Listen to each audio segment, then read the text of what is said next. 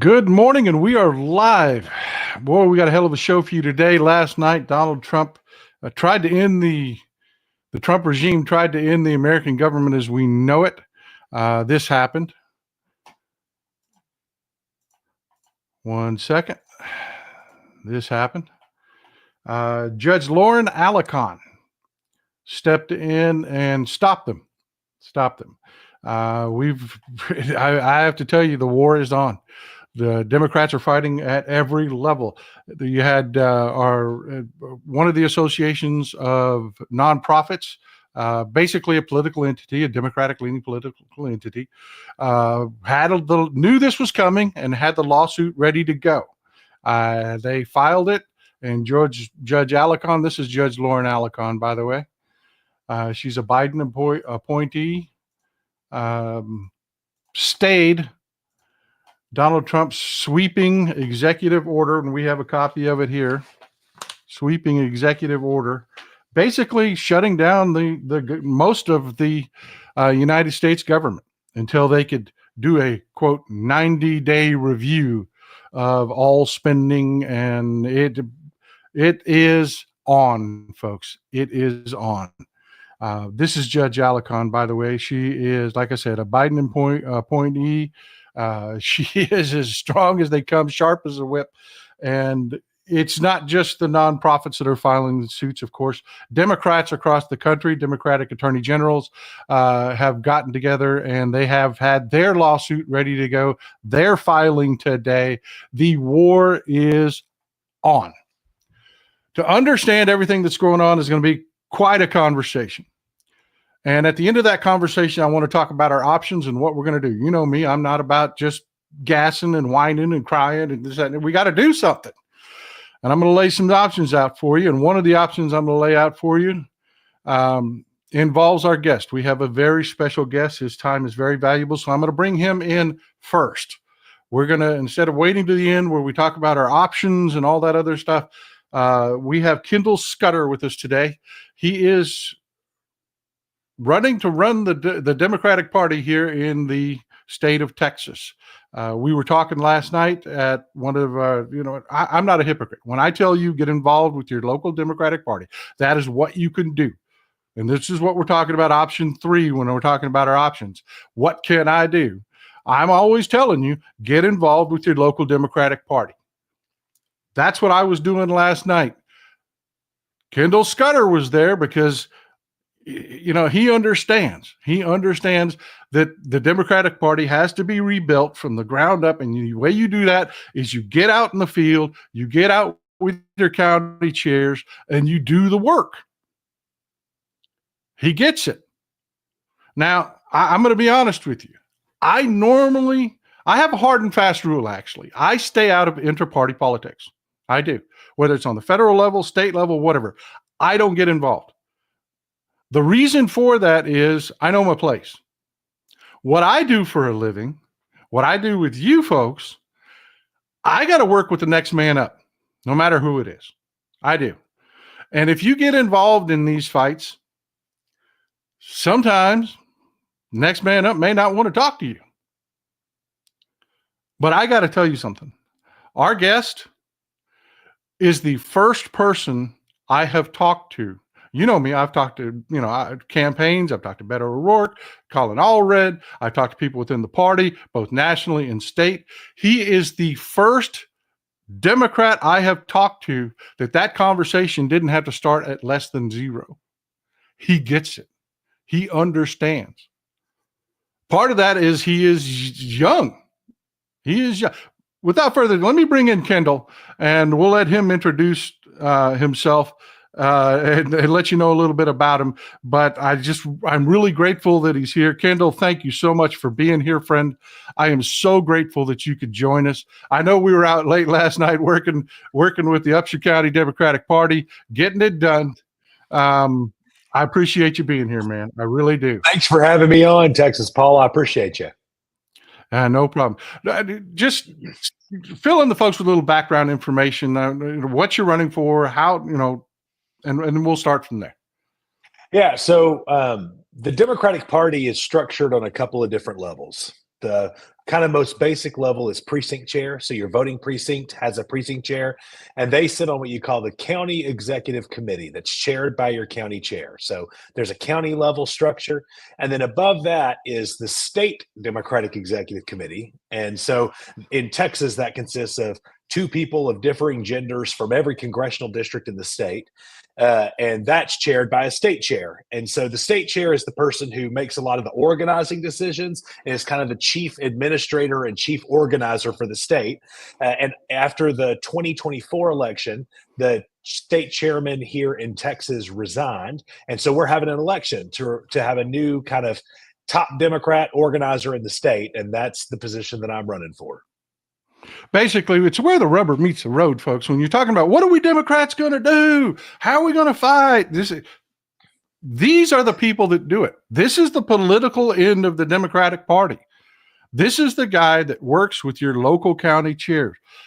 We're going to talk about why I think it is so important, why I think the answer for us ultimately and all the choices that we have before us, getting into the Democratic Party, going to your local Democratic Party, going to the meetings, becoming involved is the way forward.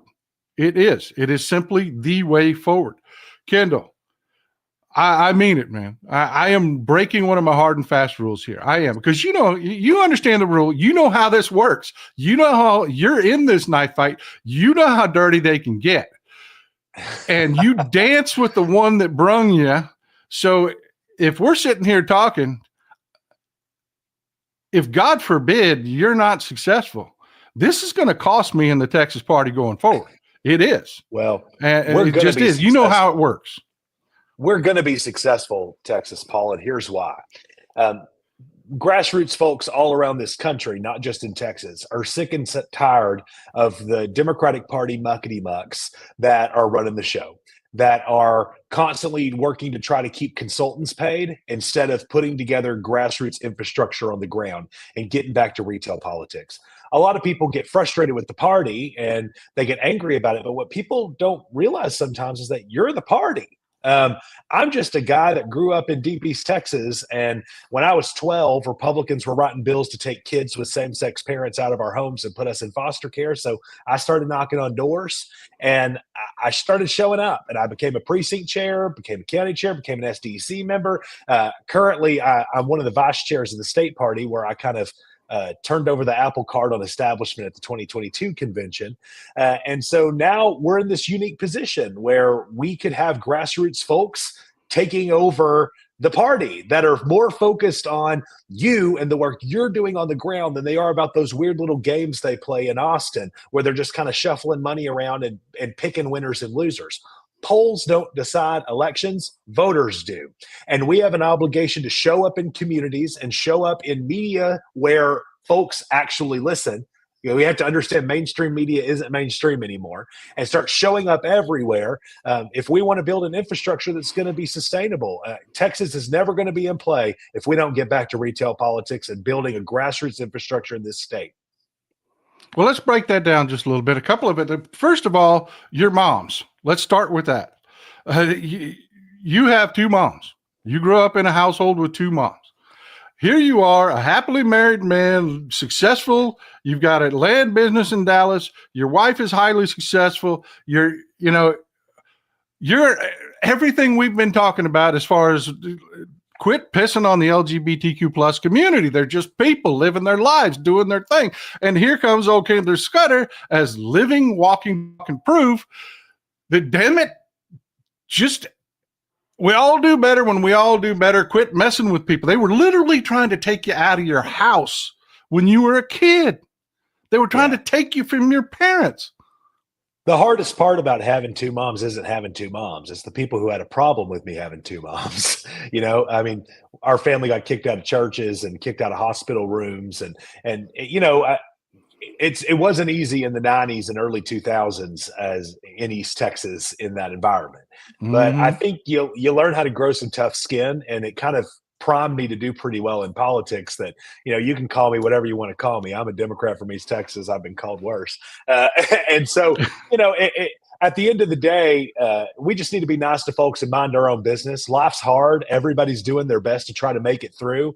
And there's no use in making it hard for people. Not everything has to be for you, and not everything has to be something you understand. Just be nice to people, mind your own business. Yeah, amen. Amen, brother. Hit it perfectly. Stop pissing in each other's soup. Everybody's just trying to get along in life. Damn it, leave them the hell alone. Well, look, That's right. we were talking about, you're not a lifetime politician. You are in private business. You have a successful business on your own. You're doing your thing. You're exactly what we Democrats are. And we were talking about that last night. You're one of the first people I have ever had this conversation with, and I've shaken hands. You know what I mean? I get around. I do. I get around. I've shaken hands with a lot of people. And I always have to, and I go back to love Colin Allred. I love Colin Allred. But there was literally a point in my conversation where I had to stop him and say, Colin, you understand, there is no Republican sitting out there looking at their phone thinking, I think I need to hear what old Colin Allred's got to say. That Republican does not exist.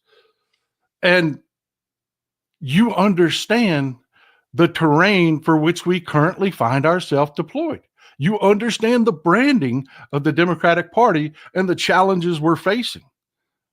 And it just blew my mind. I have to tell you, it literally blew my mind. I mean, I was like, I know I didn't show it. I was trying to be happy and jovial, but I wanted to cry, man. You're literally the first Democrat in the state of Texas I have had. That's why I'm breaking my rule. That I have had this conversation with, that understood we have to get out to the counties.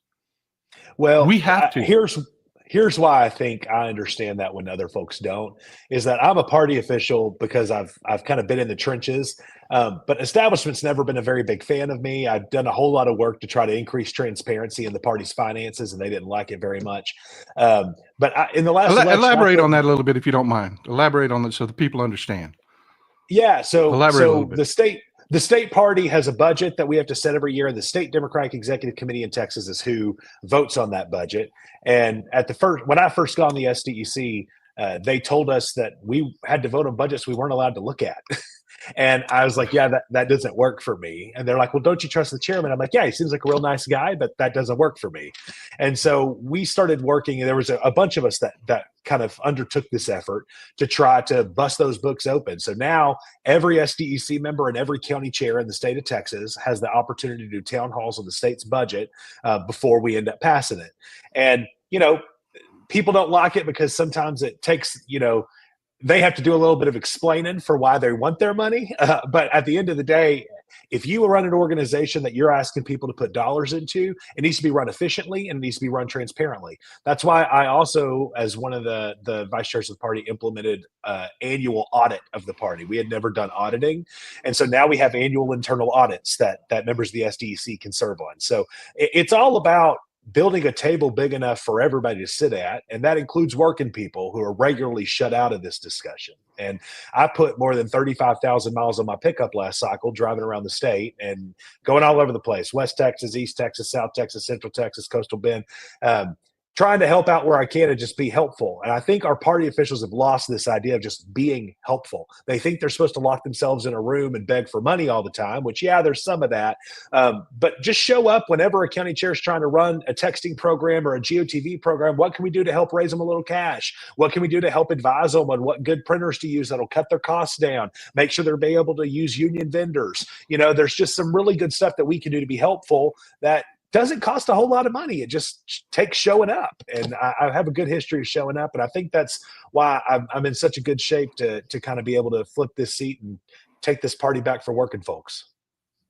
Kendall, and talking about, look, last night we were sitting with the absolutely glorious and wonderful Miss Winifred Jackson here in Upshur County, who has been plugging away in a county that has been absolutely 100% neglected by the state Democratic Party. It has. It just has. They take a look at polling and they say, okay, Upshur's red. It's deep red. We're not going to spend our time there. We're not going to spend it. So what do you have? You got Winifred, who never gives up. She fights, man. She is with it all the time, battling it out. And we get there last night, and man, what they could do with some people, what they could do with some help. That's what I'm talking about. That's what I'm talking about. Everybody's like, well, the party this and the party that, this, that, and the other. And I tell them, go get involved with the Democratic Party. And they say, well, I tried to call and there was nothing going on. There was nobody there. Or there was this, that, and the other. Get in. We're doing this from the ground up. We're not going to wait for Austin or whatever state you're in, whatever capital you're dealing with. We're not going to wait. We're not. We're going to show up. We're going to do the fundraisers. Every one of your local, especially the small counties, they're starving for money. They are starving. Why wait for it to trickle down? I say, screw it. Let's do it our damn selves. Stop waiting around for the cavalry to show up. We are the cavalry. Cavalry's not coming. It's you. What I think a lot of people miss about the party and the apparatus as it exists is that there are a lot of folks who have been on the ground kind of holding down the fort in places where we haven't had a lot of activity, and they're just exhausted. They've been doing this for 15, 20 years. When you can't have candidates or find candidates for the ballot, they sign up just so you can have some options there. And so a lot of them have run for office a whole lot of times just to kind of take one for the team. Like, they're putting in a lot of work and they're tired. And so you email them and you reach out, you're like, what activity are you doing? And they're kind of defeated. They'll say, like, I don't know. We'll figure out something. Just show up to our meeting. What they're really saying to you and what they really need is they need kind of an influx of folks that are going to come in and be nice and say, thank you guys so much for holding down the fort for as long as you have. We're going to take it from here, and we're going to put some work in here with you guys, and let's bring some life into this. If you think about Texas, everybody thinks about it as a blue state or as a red state. Sorry, everybody thinks about it as a red state. 6 million people voted for Joe Biden in 2020. Almost 5 million voted for Kamala Harris. The reality is we are the second largest Democratic Party in the country. There just happens to be more Republicans voting than Democrats. There are a ton of people in this state that are looking for outlets and looking for ways to be helpful and supportive. I think county parties are a great entry step into that, showing up and coming to the table with some new ideas. And that's the way you get your foot in the door. That's how I started whenever I was in high school. And, I've always, the best activists are the ones that just walk through the door and they say, put me to work. Let's go. Let me tell you, folks, let me be clear about this. And Kendall, you can back me up on this or not. What I'm telling you is that there are people, and I cannot sing the praises of Winifred Jackson enough, or Larry Davis over in Hunt County, or Hector Garza down in Smith County. These folks, some of them are sectogenarians, some of them are septuagenarians, some of them are octogenarians. They know the process. They have knowledge in their head on how to run these committees, how to do things. You want things done? They know how to do it. So don't show up to your local Democratic Party and tell, look, I want you to do this and I want you to do that. And then look, damn it, I want this done. No. Show up, make potato salad. Do what you got to do. Help with volunteer at the events. Work with the people that are running your Democratic Party right now, and they're dying. Winifred is dying to have somebody that she can put their arm around and say, look, this is how we do this. If I get sick, her mom, her dad was at the meeting last night. Because she just had a terrible event with her mother. She had to step away. There was no one to step in for her. We have to, folks, I'm telling you, this is the way. This is the way. Get down. Make it social. If they're not already doing things and it's not already a social event, if they aren't, having get-togethers and fundraisers and charity events, Hunt County's great about that, man. Larry Davis has got that place wired for sound, man. They are doing great. But if your local party isn't doing that stuff, it's because you're not there. And they don't have, go ahead. I'm sorry, Kendall. Well, I was going to say, you can't put a sack of flour in the oven and expect it to make biscuits. Okay. There's all these steps in between that have to be executed. And so when people show up and they're angry, I've taken some of those concerns and we've run with it. We've done things like cut the cost of the voter file in half for rural candidates and things like that, where we try to do our best. But it takes a lot of work in the middle to get a bunch of things done. And that takes people and manpower and resources. And the way you accomplish each of those steps to get to the final goal is by showing up and putting in a little bit of work. And, I hate that that's the case, but we don't have just this litany of billionaires on our side waiting to fund everything. It just, that means that it's going to take more manpower and more small dollars, more people who are willing to give $3, $5, $10 a month to the Texas Democratic Party. Like, that kind of mentality is the only way for us to be able to build it, and make sure people know you vote for a Democrat so you can live like a Republican. Now, look, let me tell you, you want to make a difference, you want to change something, you do it at the local level. I am telling you, you don't have to be a billionaire at the local level. You don't. They're taking and they're injecting huge money on the outside. Like, we did a whole show. The last show was about the billionaires that are funding the Republican Party and how they're driving the agenda and controlling everything. Folks, if you do this, if you work with me on this, you tell them, oh, Texas Paul sent you. You show up at your local party. You can change the world in your county. I'm talking school districts. These elections are settled by handfuls of votes, folks, just handfuls of votes. And you're like, well, how can I do that? Well, it's really simple. When these elections happen, they need volunteers. They need people. And you're that conduit. You're either A, the volunteer, or you're B, you're recruiting volunteers, because we're going to do it. We're going to do it. We're going to make the cookout real. All of us. It doesn't matter who you are. This is the Democratic Party. We're not a bunch of uptight, white, racist, bigot sons of bitches. We aren't. And we're going to make our party reflect who we are. So if you are an LGBTQIA plus activist, get your ass down to the Democratic Party. I love what you're doing. I love the work you're doing, but get your ass down to the Democratic Party and get involved there. If you are a black activist, get your ass down to the Democratic Party. If you are just Joe Schmo that's terrified about the stuff that's happening, like we had last night, literally trying to destroy the United States government as we speak, and you just want to get involved, get down to your local Democratic Party, because folks, we just had a special election up in Iowa in a district that Trump won by 21 points that went blue. It went blue. You want to talk about control of Congress? We got 3 special elections coming up. We got in the coming months, we got 3 House seats coming up in special elections that will change the face of politics in this country. And you can do it at the local level. You don't have to be a billionaire. I mean, can I get an amen, Kendall? I mean, amen. I mean, that's great. I mean, what I think people kind of lose sight of sometimes is they think, well, I'm a Bowie County guy, right? So I'm from Bowie County out in East Texas. And they think, well, we're never going to flip Bowie County, so what's the point of showing up and doing it? You don't have to flip Bowie County. We'd like to, but you don't have to. We just need you to do a little better out in Bowie County, right? We as a party haven't done a very good job of sending those orders to our party leaders up and down the slate, saying, here's what we need out of your county. Here's the percentage out.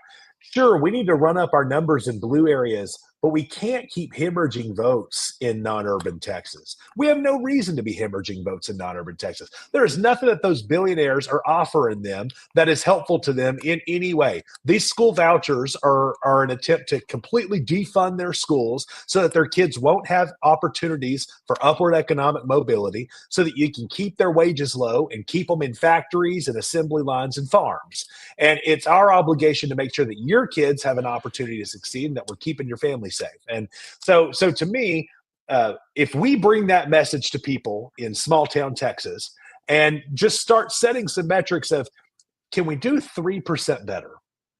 And you don't have to flip the state. Can we do 3% better? And here's where we think your voters are, and here's where we think you can do the work. I think you're going to start seeing this groundswell across the state where people realize how much power they actually have on your topic you made about elections, local elections being solved by a handful of votes. I lost an election in my early 20s by 7 votes. I mean, it's wild, especially in smaller towns, just how few votes it takes to swing an election.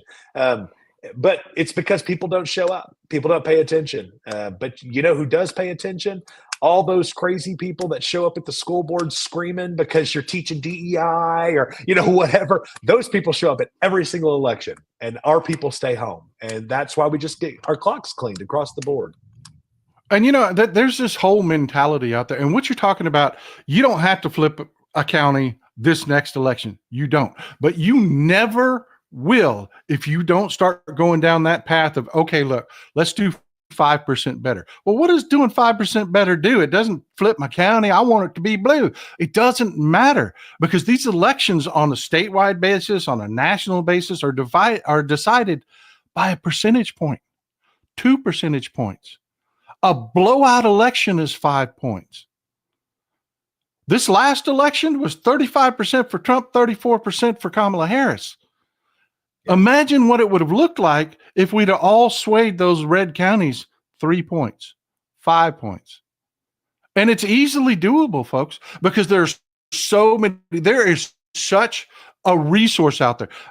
Kendall, tell me this is not the gospel truth. You talk to anybody. I don't care if it's somebody that's got pardon my expression, a fucking R tattooed on their forehead. You take that label down, rip it down, and say, okay, let's talk about this issue. Let's talk about school funding. Do you want your school funding to go to private schools and churches? Hell no. No, I don't want that. You go issue to issue to issue to issue.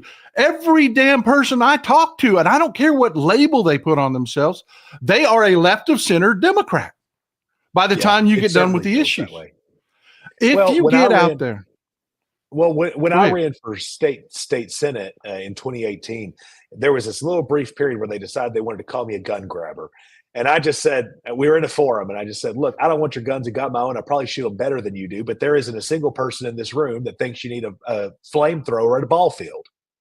And nobody in the room objected, got applause. They never called me a gun grabber again. There are these misconceptions of who we are and what we stand for.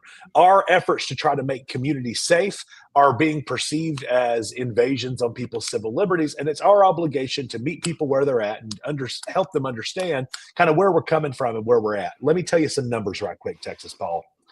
Here in Texas, there were 1.3 million people who voted in 2020 that chose to stay home in 2024.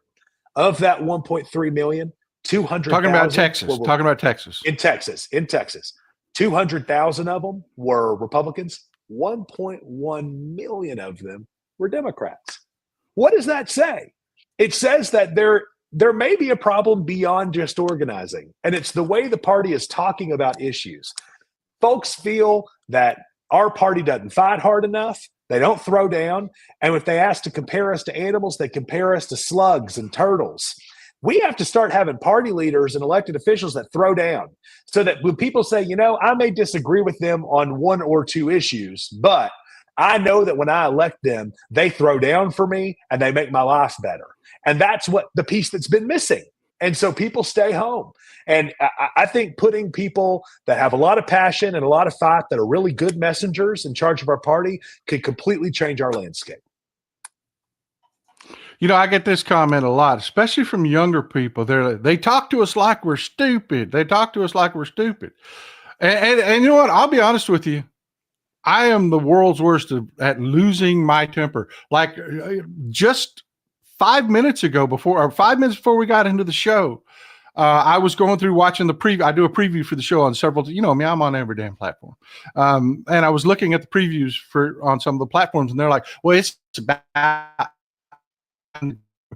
something. And I'm just fucking dying inside, because I'm like, lady, just because you don't know what the Democrats are doing doesn't mean they're sitting there with their thumbs up their ass. I'm sorry you're not on the email list, but damn it, it just pisses me off. And I know and Mrs. Texas Paul, she's like, you cannot talk to people that way. Stop it. You're driving people away. Stop it. And they're right. They're right. They perceive it as we're talking down to them. And it's like, look, let me tell you something. and I always like to bring it home. Winifred Jackson, she knows shit. She does. She knows how it works. She's been doing this forever and a day. She needs no one to walk into a local meeting and tell her how to do it. She doesn't. But she does need your energy. So if you come in and tell her you need to do this, you're probably going to get looked at like you're stupid.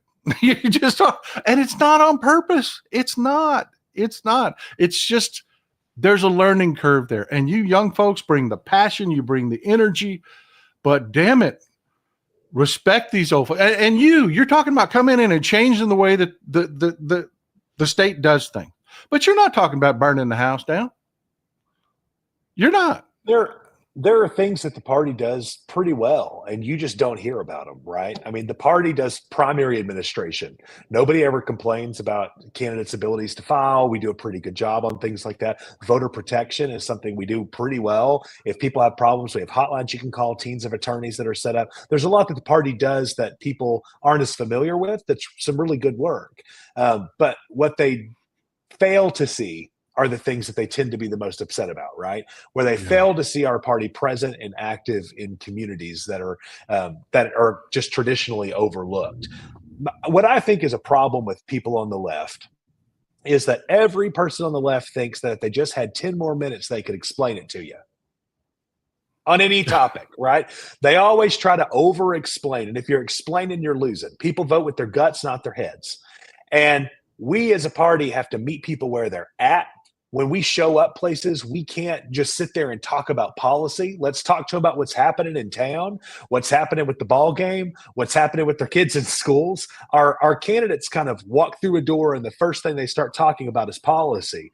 And it comes across as egghead, and like people are more interested in trying to get to know folks and know that you care about them and their communities. And as a party, we have an obligation to start showing up, meeting people where they're at, and building coalitions. It's not something that happens overnight. Republicans didn't flip Texas overnight, but the best time to plant a tree was 20 years ago. The next best time's today. We got to get to work on it. I agree 100%. 100%. And this is what I'm telling people. If you're asking yourself, what can I do? Go to your local Democratic Party, your local county party. Get involved. Get to know who your precinct chair is if you got precinct chairs. Some counties are so small they don't even have precinct chairs. It's just the county chair. Get to know these people, get involved. Why? Because you can change your school board is. You can change who your local politicians are. You can influence the primaries for who runs. You know, these House seats, it's just a couple counties. It is. Most of them are just a couple counties.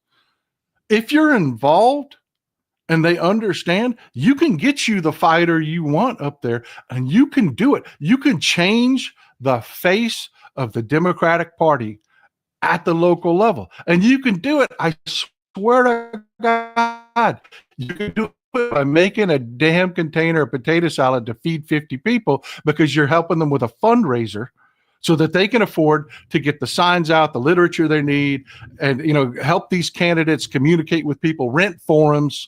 It's just a process.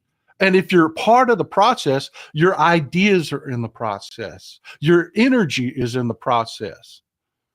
And I'm telling you, let's do it. And I'm going to come at you when you win, Kendall. I'm going to come at you with this, the cookout. I have been working on this forever. This is my dream for the Democratic Party, is we make the cookout real. We get the community together because it is really hard. It's really easy. You've seen this. Republicans, they tell everybody what a Democrat is. They don't know a single Democrat. They don't interact with a single Democrat, but they're more than happy to tell the world what a Democrat is. But if you sit across from somebody like Kendall Scudder, who's got two moms, and that is a pretty damn nice guy. He's got good values. He's living his life just like I do. It's really hard for these hateful, bigoted, shiny objects that they always throw out there to fly. It's hard to hate up close. Yeah, it is. Yeah, it is. And the cookout solves that because everybody loves ribs, man. Ribs and sausage and brisket, and you know what I'm saying? I know it sounds silly, but it will work. Get some It doesn't music. sound silly. It doesn't sound silly. I mean, it's exactly the kind of thing that we've got to start getting to as a party. And I don't know that the state party necessarily does it, but I do think that we can help support county parties to get those types of things locally, built up and put together. When I was in Walker County, which is the county in Huntsville, Texas, we had two fundraisers every year. One was a wine tasting. They were kind of bougie. But what we did do that I really enjoyed is we always did Final Fridays, where we would get together and do potlucks because a lot of people in Huntsville worked for the state. And their paychecks would come at the first of every month, whether they worked for the prisons or they worked for the schools. And so on the last Friday of every month, we would do potlucks where we'd invite people in the community to come in because we know your bank accounts are running a little bit dry and we can all bring a little bit of something and have a good party. And like things like that, I think not only do they build community, but they also kind of help people out when they're having a hard time. And I don't think that the people who've been leading our party necessarily understand what it's like to struggle or to miss a meal or to have to stress out about how we're going to be paying our mortgage. And as long as our messengers and the people at the top of our party aren't working class people, we're going to continue to not be able to mesh with the electorate because the electorate are folks who are struggling to make it through and they're counting on us to do the right thing. Amen. Amen. And it's like what I was talking about last night. If you can get somebody into one of these parties, you got a Democrat for life. Because if something goes wrong, they're inside the party. They're there to steer the ship. They're not outside saying, screw them Democrats, they screwed up. No, they're like, we have an issue to fix. You've got a person for life. And not just cookouts. Let me just give you a real practical example of how this can work. The churches cannot be involved directly with the Democratic Party. It's against the law. They will lose their tax exempt status. But you can, as a Democratic Party, hold social events and invite the people from the churches there. And you're playing cards and you're having a good time. And they're talking to the people back at the church. And while you're playing cards and the election comes up, you very gingerly say, pardon me, let me have those cards. You take the cards away and you put a stack of postcards in front of them and say, hey, fill the postcards out for me, would you? It literally is that simple, folks. It really is. There's so much dire stuff going on. There really is. And we're going to talk after. Kendall, I got to say some stuff that no one involved with any part of the Democratic Party should ever be involved in. So after you go, we're going to talk about some pretty dire stuff here. While that's going on, you can really change the world in your neighborhood. You can. Kendall, you got anything you want to wrap this up with, folks? Because I gotta run through the whole Donald Trump thing. Here's what I'd wrap up with. I said it earlier, I'll say it again. The cavalry's not coming. You're the cavalry, right? And until you are ready to harness that and get to work, things aren't going to get any better. They aren't going to change. Check your imposter syndrome at the door. There's a lot of us who are just folks that grew up in single wides trying to do our best to get it through, right? Check your imposter syndrome at the door and show up and let's get to work because it's going to take all of us working together to make sure that we're fighting this absolute fascism that's trying to take over our country right now. I think anything worth having is worth fighting for.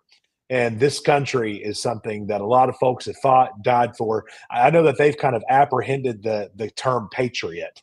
But real patriots are people who stand up to defend this country, even when there are internal threats that are trying to subvert our democracy and the will of the people. And so this is where patriots like you need to stand up and fight back. And you can do that at your local parties. You can do that by giving $5, $10 a month to your state party, to your county parties to help make sure that you're building benches on the ground up. And I hope that folks in Texas will give me the opportunity to kind of lead the charge here in Texas and try to reform the way that we view things so that we take this party away from establishment, the donor class, the consultancy class, and give it back to you to make sure that you're building the Texas Democratic Party at a table that you're allowed to sit at. So thanks for having me on, Texas Paul. I sure appreciate you. As Kendall, I love talking to you, man. I'm looking forward to talking to you in the future. We keep running into each other at these events, and I appreciate how hard you're working. Folks, believe this man when he tells you there are more of you out there than you know. Go down to your local Democratic Party and get involved, and you will bump into each other, and you will be able to support each other. You will be able to make a difference.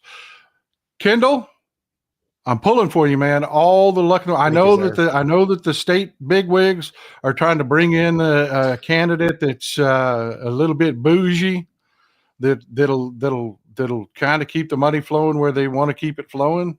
I know you got a hell of a fight ahead of you, my friend.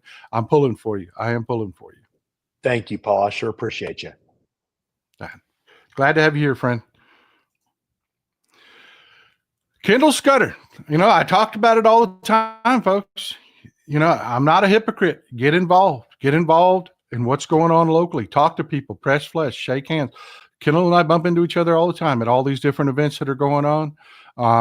Folks, you can do it. You can change the world. Well, old Donald Trump did some horrible crap yesterday. Actually, he didn't. He golfed.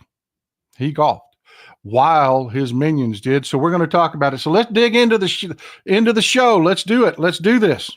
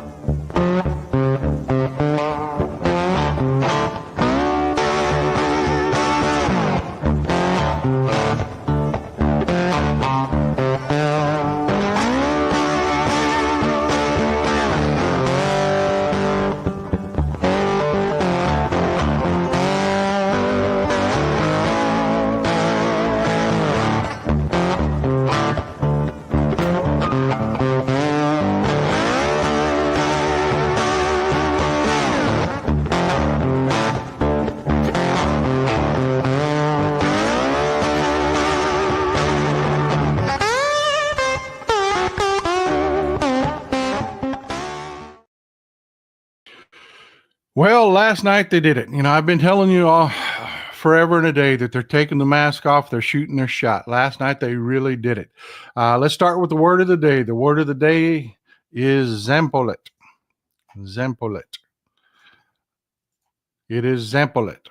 I'm sure with our audience, being the audience and the community that we have here together, there are people out there that know what this word means. Goes back to the old Soviet Union. It is a political officer. Used to be, Zampolits were in the military, but there were versions of them that served in industry and everybody. The job of the political officer was to make sure that you had fealty to the oligarchs. Because in Soviet Union, people think, oh, that was communism. Well, no, actually, technically it was socialism, but more importantly, it was an oligarchy. It was a handful of people that ran things, and they had people put it in place that had fealty to the boss, that made sure he was the snitch. He was the one he was the enforcer. He was the morale officer, because not only did you have to do what the fuck you were told, you had to do it with a smile on your face. Well, and stick with me. We're going to bring this home. Let me introduce you. This is Andrei Kartopolov. Andrei Kartopolov. Andrei here is the leader of the military political directorate in Russia. Why am I talking about him? Well, for a long time, Russia, after the collapse of the Soviet Union, got rid of Zampolits. They did. They got rid of them. Well, they're back. They're back with a passion. The reason being,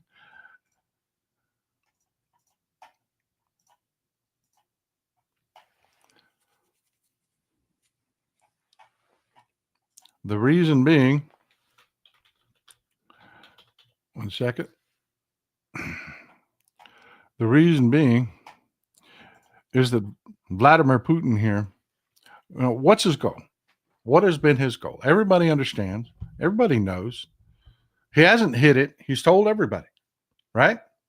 He wants to rebuild the Soviet Union. But That's not exactly accurate. Not exactly.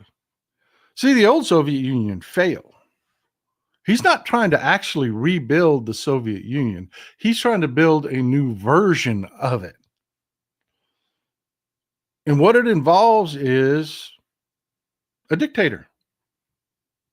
But they're bringing back the parts of it that gave the dictators, the old oligarchs that used to run the Soviet Union. They're bringing back the Zampolits. They're bringing back the folks that gave them control.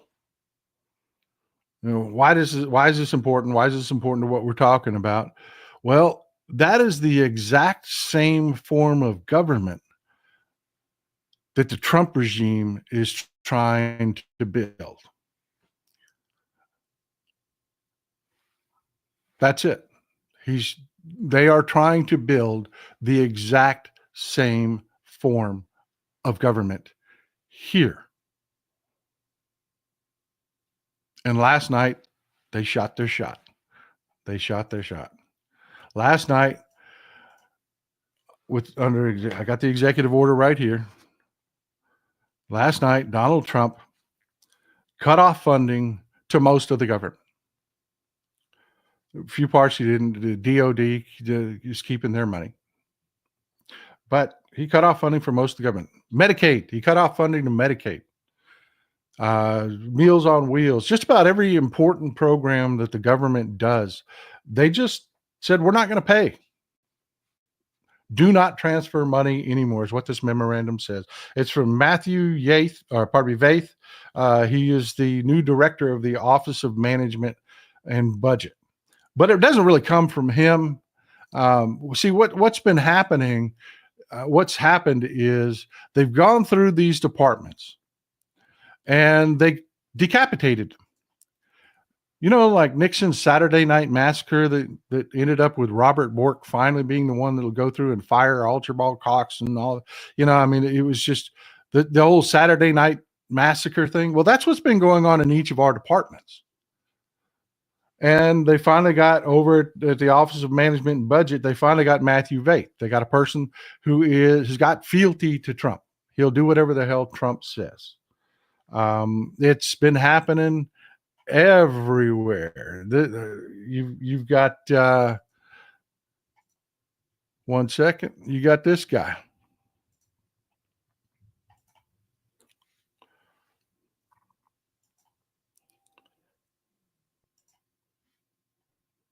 This is Charles Chuck Easel. Who is he? Nobody. He's nobody. He was just the guy down on those. He was some regional manager. But they just kept firing people till they got over at the Office of Personnel and Management. They finally got him down to somebody that would be the acting, that'll do whatever the hell he's told. And to encourage it, as part of this directive, they're part of it. It's 2 pages. I'm not going to read the whole thing, but I'll read parts of it. Cliff's notes of it is like bonuses. You know, federal employees get bonuses. They took those away, except who the Zampolit says deserves a bonus. So as long as you're doing exactly what you're told, you're a good little communist and have fealty to the communist the Trump regime, you'll get your bonus. Nobody else does. Just the people they think are sufficiently loyal. That's part of this. That's part of what's going on. What makes it even worse is it's not even Trump that's doing this, that's running this.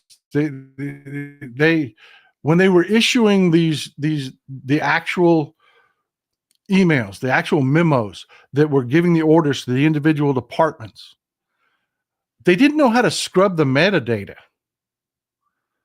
They didn't know how to hide where the memos were coming from. And we have people that understand, that are competent within the government, and we've get this situation. You've got whomever is posting the memos to the public OPM website doesn't know how to scrub metadata from the documents. If you download them and view the document properties, you can see the author. Several are authored by lobbyists and lawyers, individuals outside the OPM.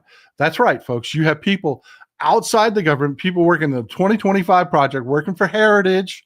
Examples here. The newest one was authored by Noah Peters, architect of the 2025 project. The RTO guidance came from James Shirk of the Heritage Foundation, Stephen Hickman for the DEIA RIF memo. Hickman is from the Family Foundation, the Religious Nutters.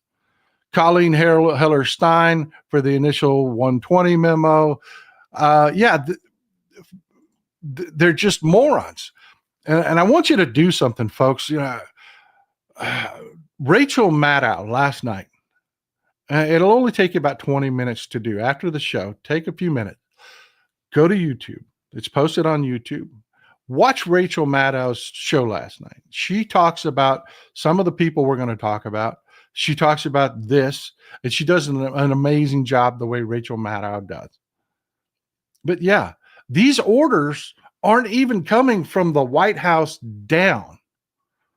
They're coming from outside the House, from sycophants that are in the 2025 project that are issuing these orders to the government. They're not elected. They're just radicals. And when I say radicals, I mean radicals, folks. I mean, it is out there. It is out there. But look, I don't want to get too dark and too negative. I want to tell you, there's a lot of people, where are the Democrats? I get it all the time. And I get mad.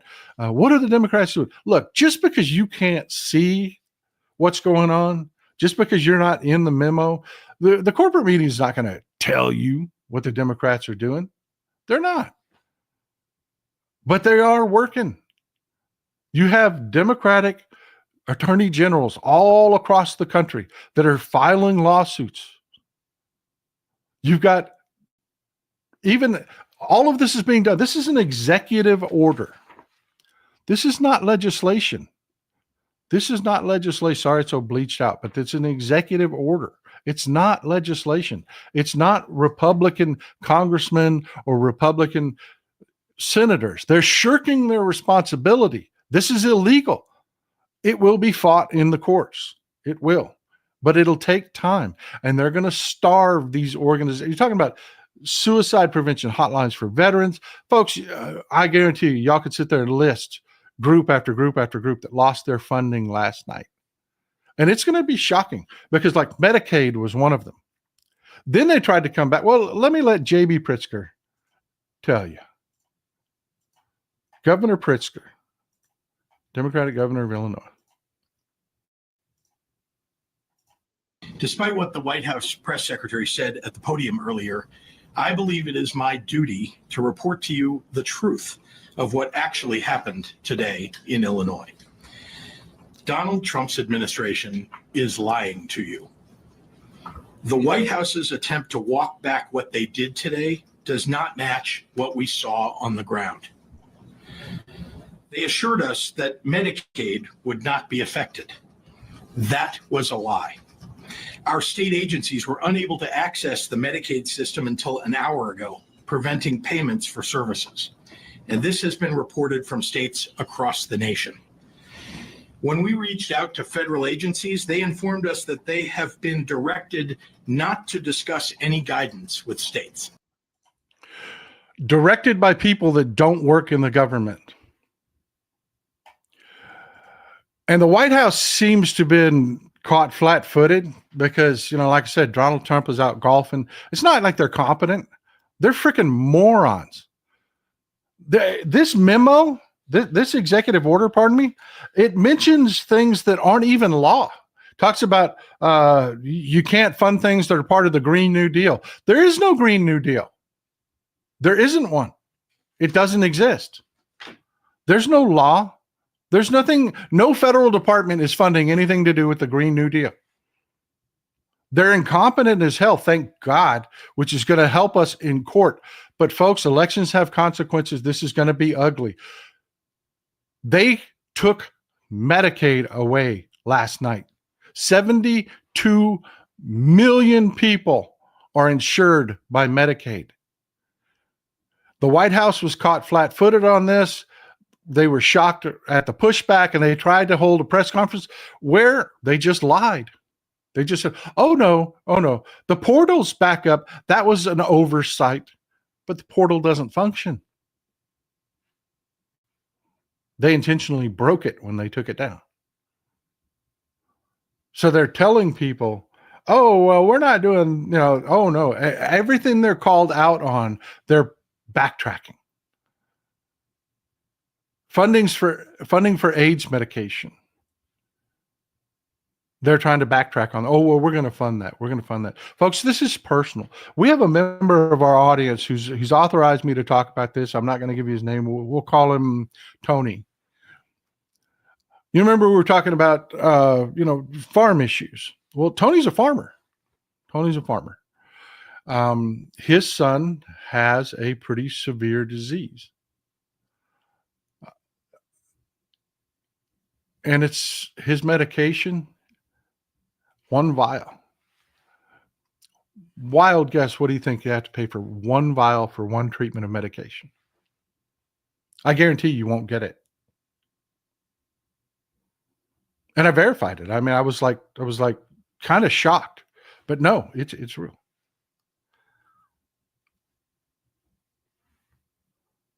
Leave it to Peter Campbell to get it on the first guess. $100,000 for one treatment. One.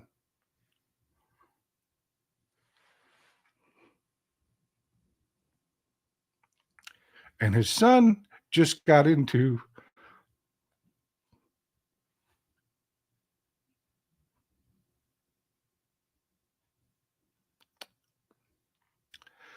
I want you to imagine the hope. There's a new gene therapy out. The government is funding. And his son just got into it and just started the treatments. And the funding's gone.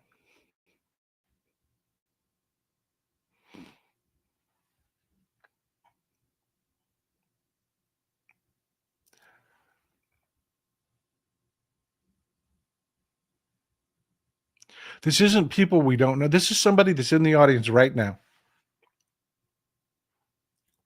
It's not academic. The government does important things. It does. It does. And just because you don't know them doesn't mean they're not doing them. And these sorry sons of bitches just last night just shut down the government because they have this sick, diseased dream. And they're detached from reality. They are detached from reality. And I want you to know the Democrats are fighting this. They are. None of this has gone through the legislature. That's why you're not hearing about Chuck Schumer or Hakeem Jeffries or anything like that, because none of this is going through the legislature. It's all executive order. But what they are doing is they're going to shut the government down. They're not going to consent to anything. They're going to force votes on cloture. They're going to force the Republicans in Congress to manually do they're going to grind government to a halt. They are not fighting. But they're not who you're seeing, one, because it's the corporate media, and the corporate media works against Democrats actively. You have seen it. We saw the article that I showed you from the Columbia School of Journalism, where you had White House journalists talking about how much they're mad at Democrats because the Democrats, all they want to do is just give them experts and information. They don't want to get together and have steaks and Merlot.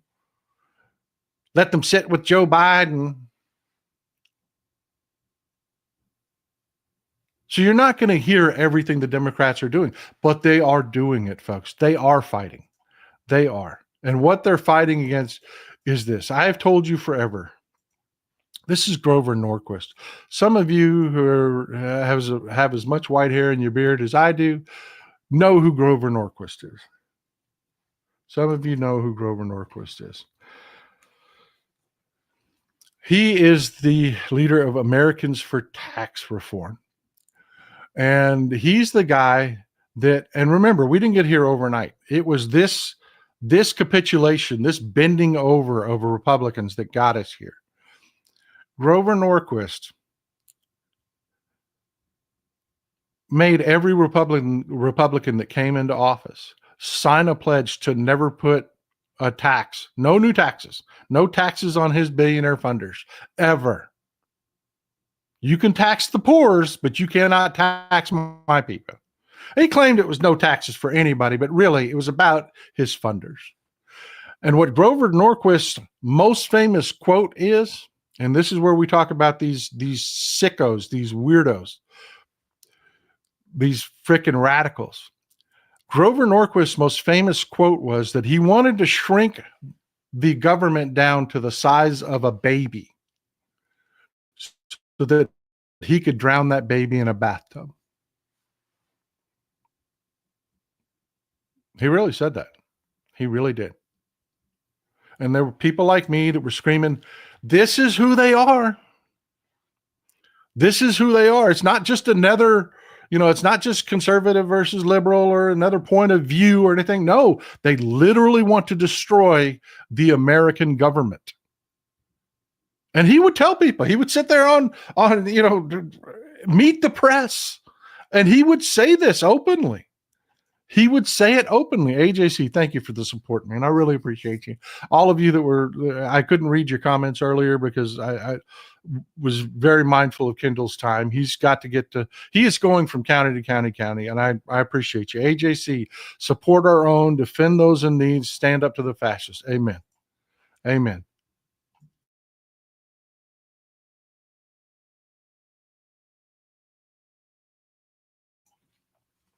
Sorry for getting emotional there, but it's not academic. It's not academic.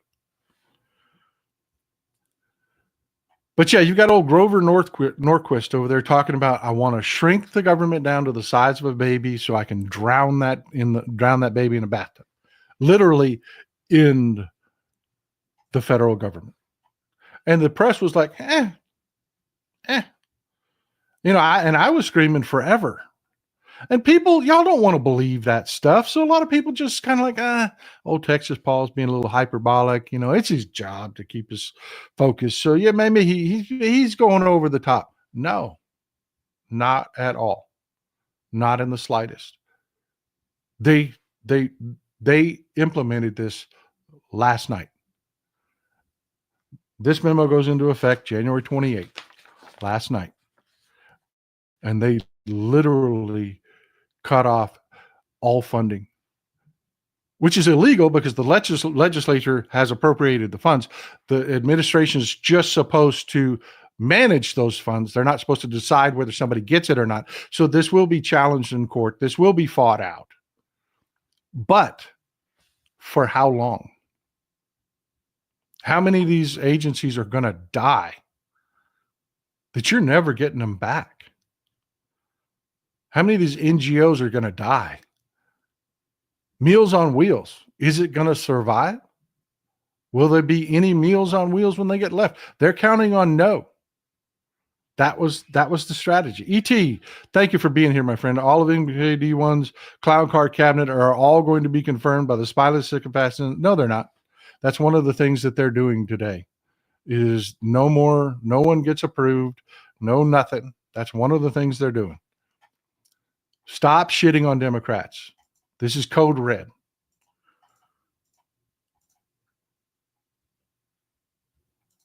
This is Curtis Yavin. This is one of the reasons I want you to go, and I want you to go watch the Madhouse show. She goes into, I'm going to Cliff's Notes this. She goes into the detail about this guy. This is Curtis Yavin. He is another one like Grover Norquist. He says the quiet part out loud all the time. New York Times did an interview with him, and nobody was like, this is a problem. But no, they just act like he's an ulterior point of view. And I'll explain why this is dangerous here in a minute, because you're like, who the hell is Curtis Yavin? I'll explain. Jeremy Breeden, The craziest thing to me is this is going to hurt a lot of his supporters. I can't believe they think that he is looking out for them. I'm going to play you a clip here in a minute, which will show you why, what their plan is. Believe me, we're going to go there. Okay, Curtis Yavin here, this freak. This guy has influence. He has influence. He is told, you have been told to your face by this guy. This guy quotes him. This guy tells you, J.D. Vance, he tells you, oh yeah, Curtis Yavin explains what we need to do about this damn government that we've got. And what Curtis Yavin says is that you and I need to get over our problems with dictators. That we need he calls it a CEO president, and he says it out loud at every Republican, conservative, CPAC, whatever, wherever this guy goes, he says this out loud. We need a CEO presidency, and they all clap and carp like seals. And what a CEO presidency means, this is him saying it, not me interpreting it. This is what leaves his mouth. A CEO presidency is a dictatorship. It just is. It's the only way it'll function. And we Americans need to get over our problem with dictators.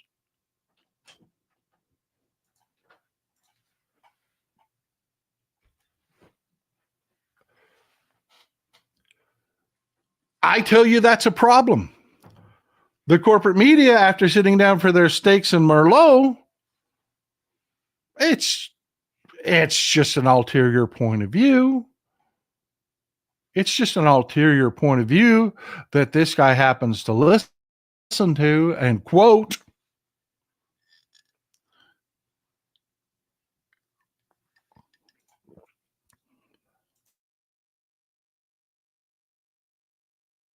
Oh my God, I don't know what that is, but that is freaking good. Honey, text me what that is. That is some good coffee right there. I needed that right now. Tony, I'm sorry I got emotional, folks. I'm sorry I got emotional. Tony's son's first name is the same as my son's first name. There's a lot of reasons, and he's good. He's my farm information. He's my guy on the ground who talks to me about farming. When there's a farm issue and I want to make sure I understand it, Tony will shoot me an email. Let me explain the subject to you that you just talked about in detail. And I appreciate it. I'm grateful for it. I don't want academic information. I want a guy sitting in a tractor that's telling me what's going on. But look,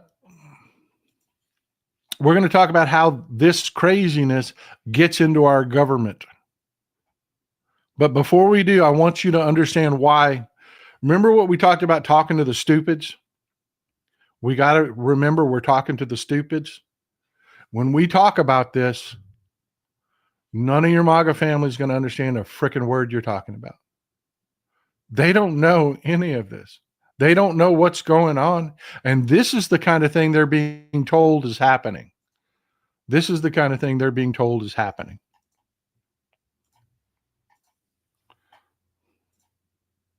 How long is this review going to take? And when does the federal funding for these programs resume? Okay, what that question is about, let me explain. This executive order says there's going to be a 90-day review, but nobody has been given any firm information on that being factual. Nobody has been given any guidance to that fact. So they're saying, really, how long is this going to take? Because basically, until this goes through the courts, they can do this in perpetuity. Folks, elections have consequences. Remember, this is what Republicans are. They have been dying to do this forever. I showed you the video of Mike Lee telling his donors he wants to kill Social Security. And them clapping, bunch of people on security, but they're so rich they don't need their Social Security. All his donors are so rich, they don't need Social Security. It's just you and me. This is who they are. Well, the original executive order that addressed NGOs, foreign aid, and other grants, that was a 90-day review process, as you know, Jake. But again, more fundamentally, I think we're missing the big point here.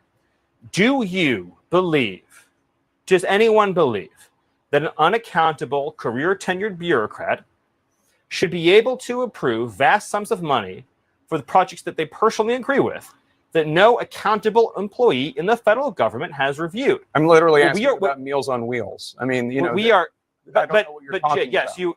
Jake, you do know what I'm talking about. I'm telling you, as the memo says in black and white letters, no financial benefit programs to Americans are affected. No individual assistance programs are affected. It's there in black and white. That's a lie. He just lied multiple times there.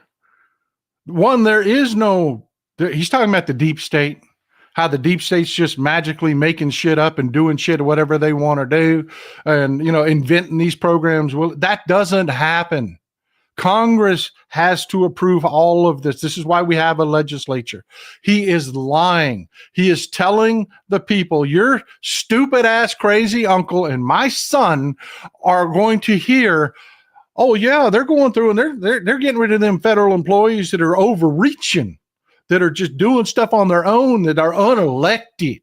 None of that is happening. None of that is real at all. He's just lying here. But that's what they're going to hear, because it's what they want to hear.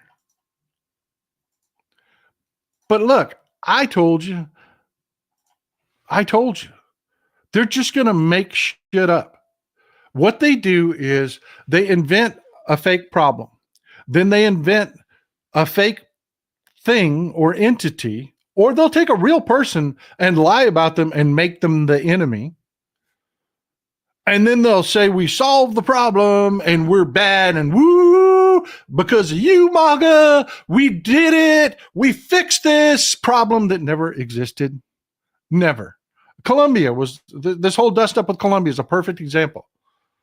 Colombia never said, we're not taking deportees.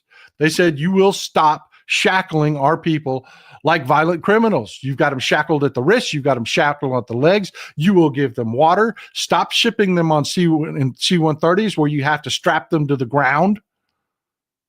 Put them in a regular airplane. That's what Colombia demanded.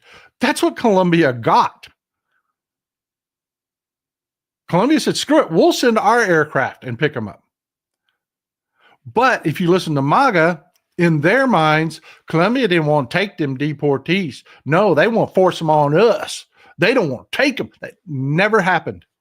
It was a fake, false narrative created in MAGA world in their minds so that they could say, we defeated Colombia that didn't want this to happen. And none of it was real.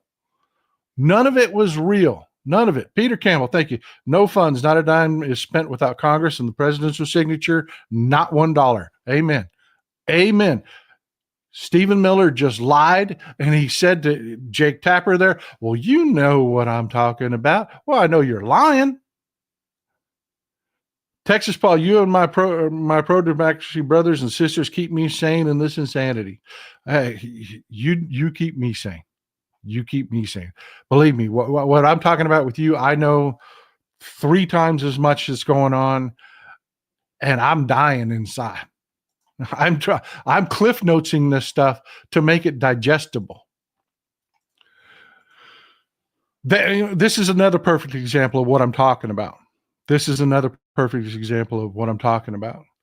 Donald Trump tells the world a complete falsehood that he sent the military into California who was refusing to turn the tap. Remember the magic faucet he kept talking about? The made up fucking fat magic faucet he was talking about? They sent the military in to turn the magic faucet on, and woo, California, you got water because of me. Fake made up crap, fake made up bad guy, fake made up hero, and a fake made up resolution.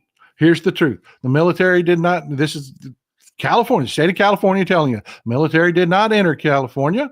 The federal government restarted federal water pumps after they were offline for maintenance for 3 days. State water supplies in Southern California remain plentiful. This was planned maintenance, and they just came back online. But your MAGA family were told, since Trump ended up looking like standing next to Gavin Newsom, an old, weak, pitiful individual, he had to come off as tough. I'm tough. God damn, I'm tough. I straighten that California out, set my military in there and straighten them out. No, you didn't. It's all fiction. But while these fictions are happening, this is really happening. This is Peter Thiel. Peter Thiel is from Frankfurt, born in Frankfurt, Germany. He's an immigrant here. He is a tech bro. And we have a problem with tech bros. We have a problem. And we're going to talk about it at the end of the show, what we're going to do about these people. But Peter Thiel, his background is he funded, here you go. I'll just show you the picture. I love showing this picture. He funded PayPal with this guy, another tech bro, before he had hair plugs put in. Yeah, that's Elon Musk. He hates that picture. He hates that picture. I show it every chance I get.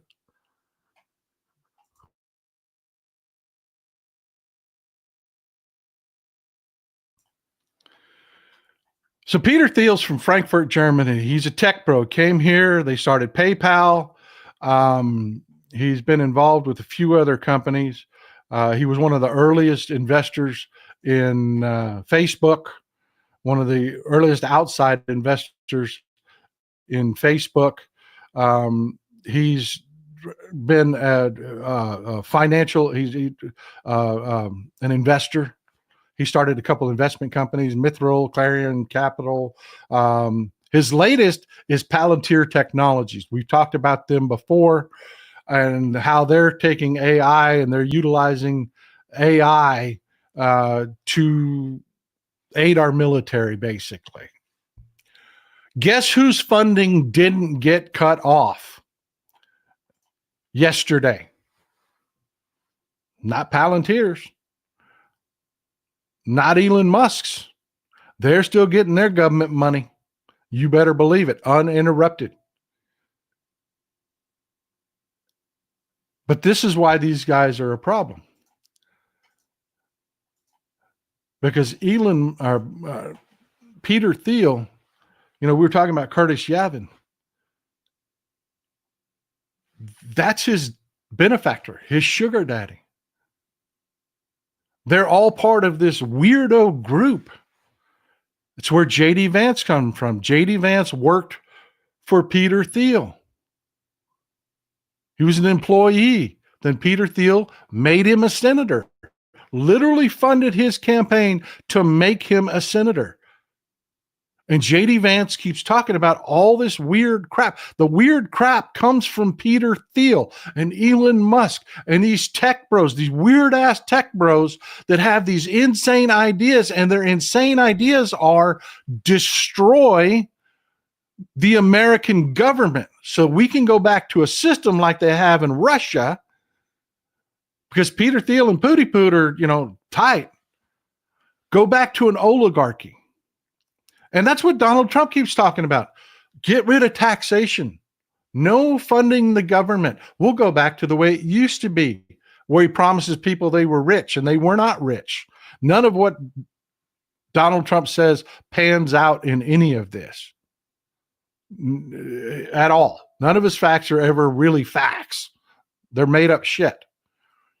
But he's talking about going back to a time we used to have a government that did nothing. It didn't. If we went to war, they had to raise an army. That's what they're talking about, going back. Yeah, exactly. The Gilded Age. Exactly. And what that means for you, let me be clear about this. What that means for you and what they really want. Okay. In your area, I want you to think about where you live right now.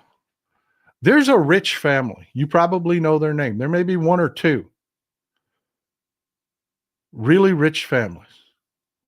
And they hold a lot of influence. They probably own the hardware store. They probably, run the biggest businesses in town.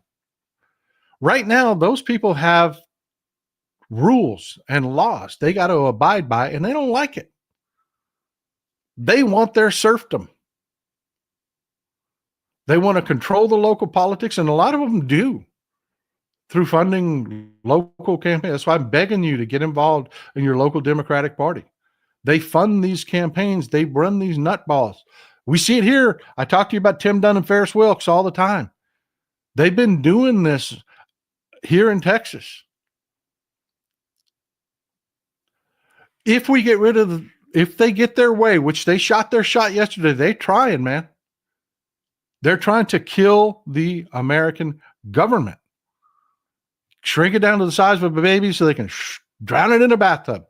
Last night, they issued the executive order to do that very thing.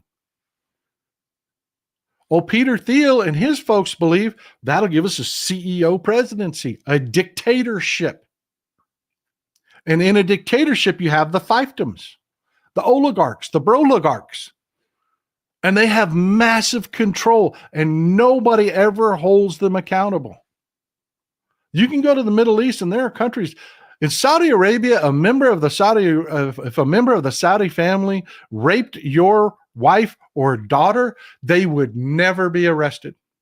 They would never be held accountable, ever. The law would not even question them. That's what they want to get back to. Unchecked, uncontrolled, unregulated power. Folks, they got rid of meat inspections yesterday. Meat inspections. This is really happening real time as we speak.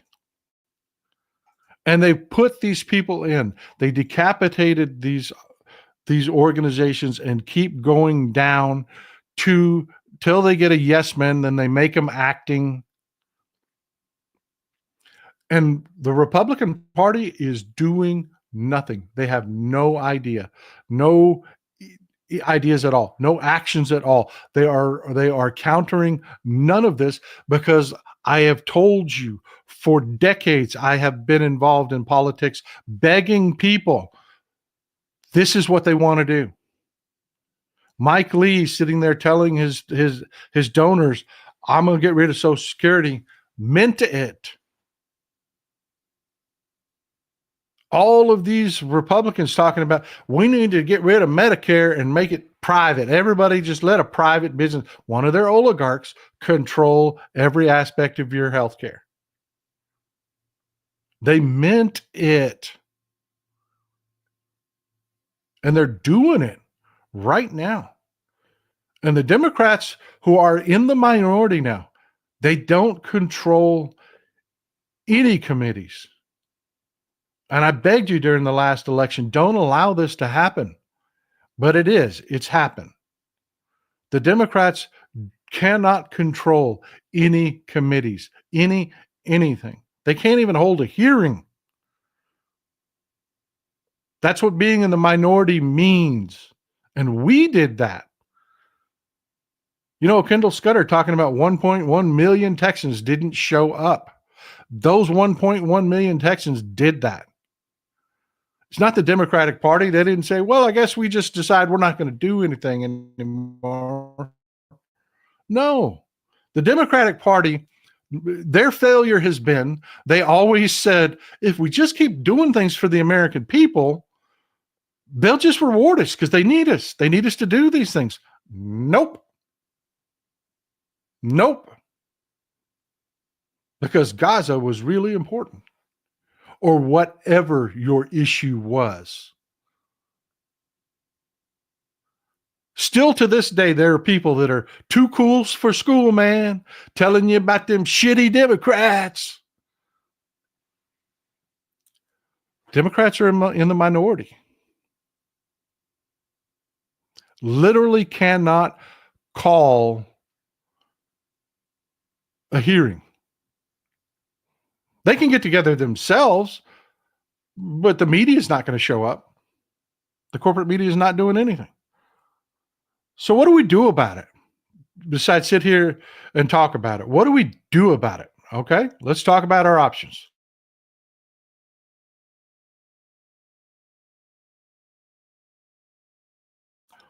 There's 3, maybe 4 choices. There are 3 or maybe 4 choices. No, I'm reading your post. You're not in timeout.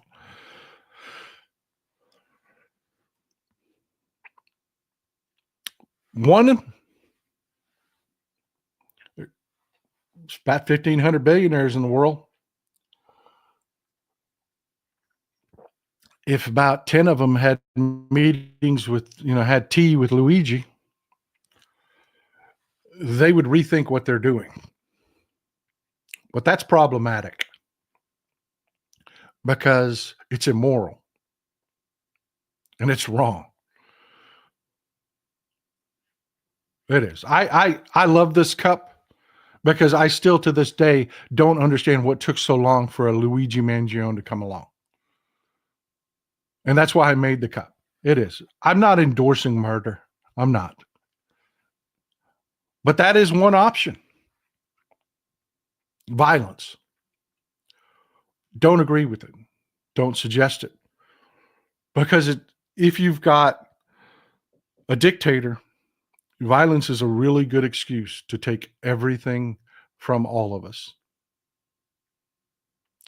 So let's talk about option 2, which is a little better. Civil disobedience. A national strike. There's a lot of federal employees that just got an email yesterday. Almost all of them got an email from the Office of Personnel Management. And this is, again, why I want you to go back. Rachel Maddow goes long form on this. I don't have time in this show to do it. Go back and watch that show. But federal employees just got an email that said, look, we're going to give you a buyout. We're going to pay you through September if you just quit now. Because we can't guarantee you're going to have a job. And if you don't take the buyout, there's no promise you're going to have a job when we're done. So just quit. I told you their goal was to destroy the American government. They told just about every federal employee out there got an email yesterday that said, quit. I love you, folks. I love you, folks. I love you, folks. This is one of the tabs I had up.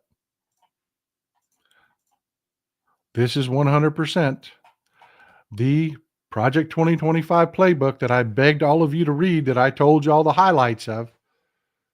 This is one of the steps.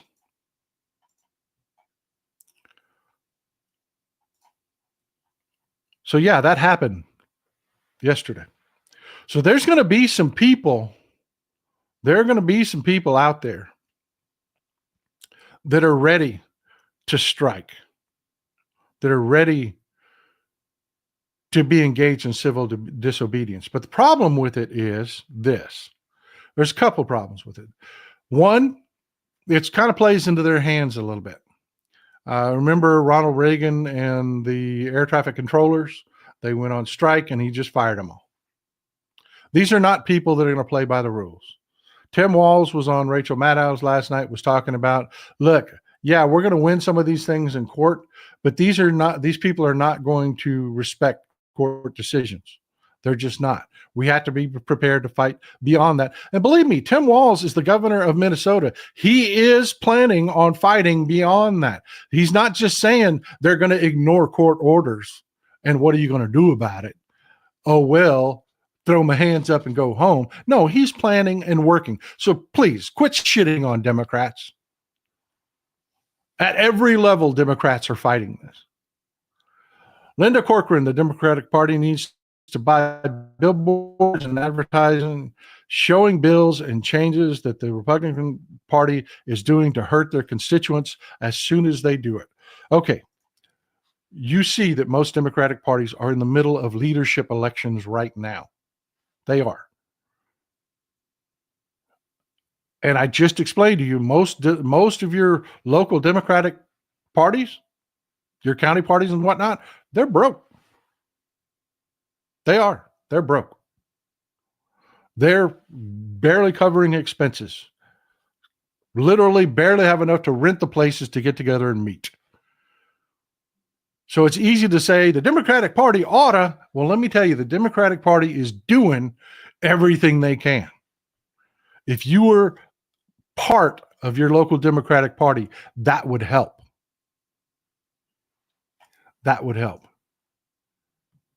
Because I got to tell you, they're putting in place guys like this.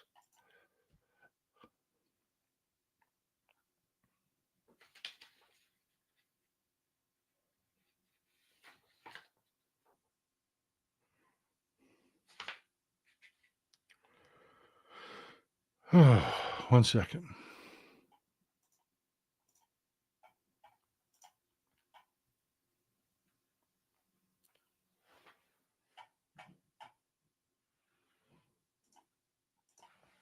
One second.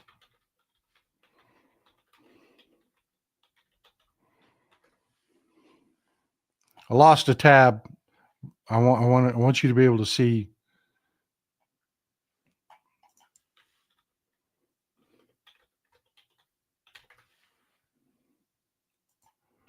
I want you to be able to see the tab.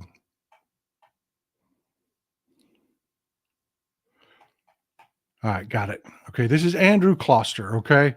This guy describes himself as being misogynistic, a raging misogynist is what he calls himself. And he has all of the problems that you could imagine that comes with that. All of the scandals and this guy is literally as gross as they fucking come. And he is now the head attorney for the Office of Personnel Management.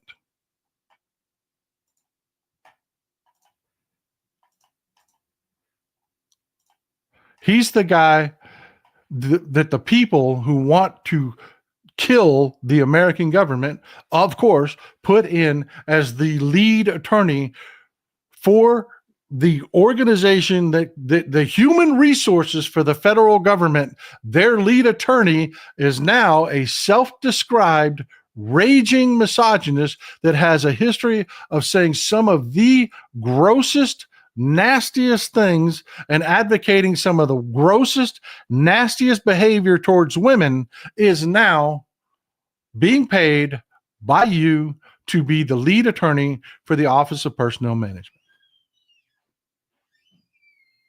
That is what we're dealing with. That is what Democrats are fighting. So yeah, this second option, Guy Enlightened here, thank you for the support, man. I really appreciate you.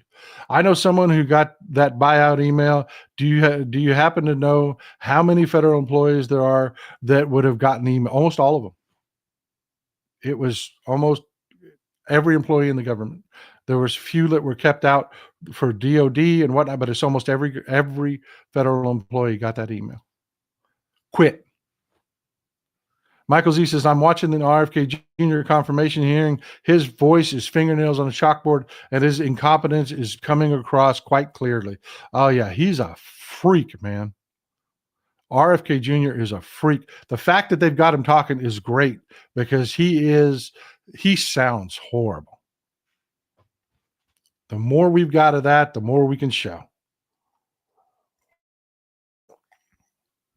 But where I was going, option two, there are people in the federal government that are willing to strike, but it's problematic because that funding that they cut off, a lot of these organizations, they don't wait for, they're not living paycheck to paycheck. They've got 6 weeks of funding left, 9 weeks of funding left. They were waiting on this next payout to keep operations going, but there's a lot of people out there that aren't hurt yet. So yeah, national strikes, things like that are probably going to be months down the road before enough pain Because like I said, MAGA's not being told we're taking your shit away. They aren't. They're being told some magic bad guy that you know what I'm talking about, the magic deep state bad guy. They're fighting him.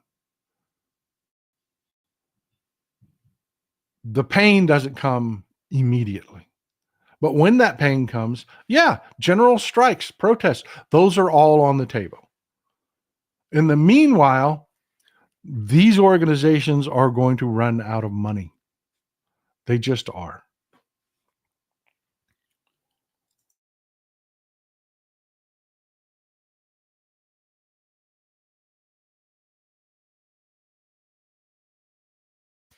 You know how I always say, I hope your coffee is as good as mine. Hell, I hope it's better. No chance of that today. That is one of the best cups of coffee I've had. Honey, you got to tell me what that is so I want to put a plug in for them. That is freaking good, man. I don't know what that last pot was, but that was and then thank you. You folks sent it to me. I appreciate it. Okay, let's talk about option 3. And notice I'm not precluding any of these out. It may be a mix and mash of all of them that ends up happening. Option 3 is what I've been talking to you about, what I was talking about with Kendall Scudder. Option 3 is you get involved with your local Democratic Party where you can make an absolute difference tomorrow.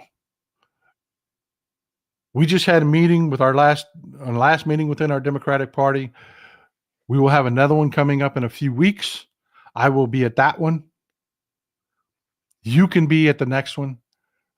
Don't accept, oh, well, they're not active or they're not doing, well, they're not. That's Pete's good stuff, man. I don't know which one it is. I don't know if it's the Major Dickerson's or what it is, but that is some good coffee.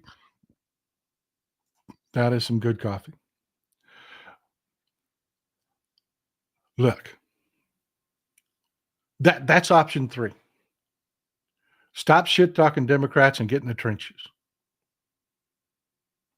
Become the cavalry.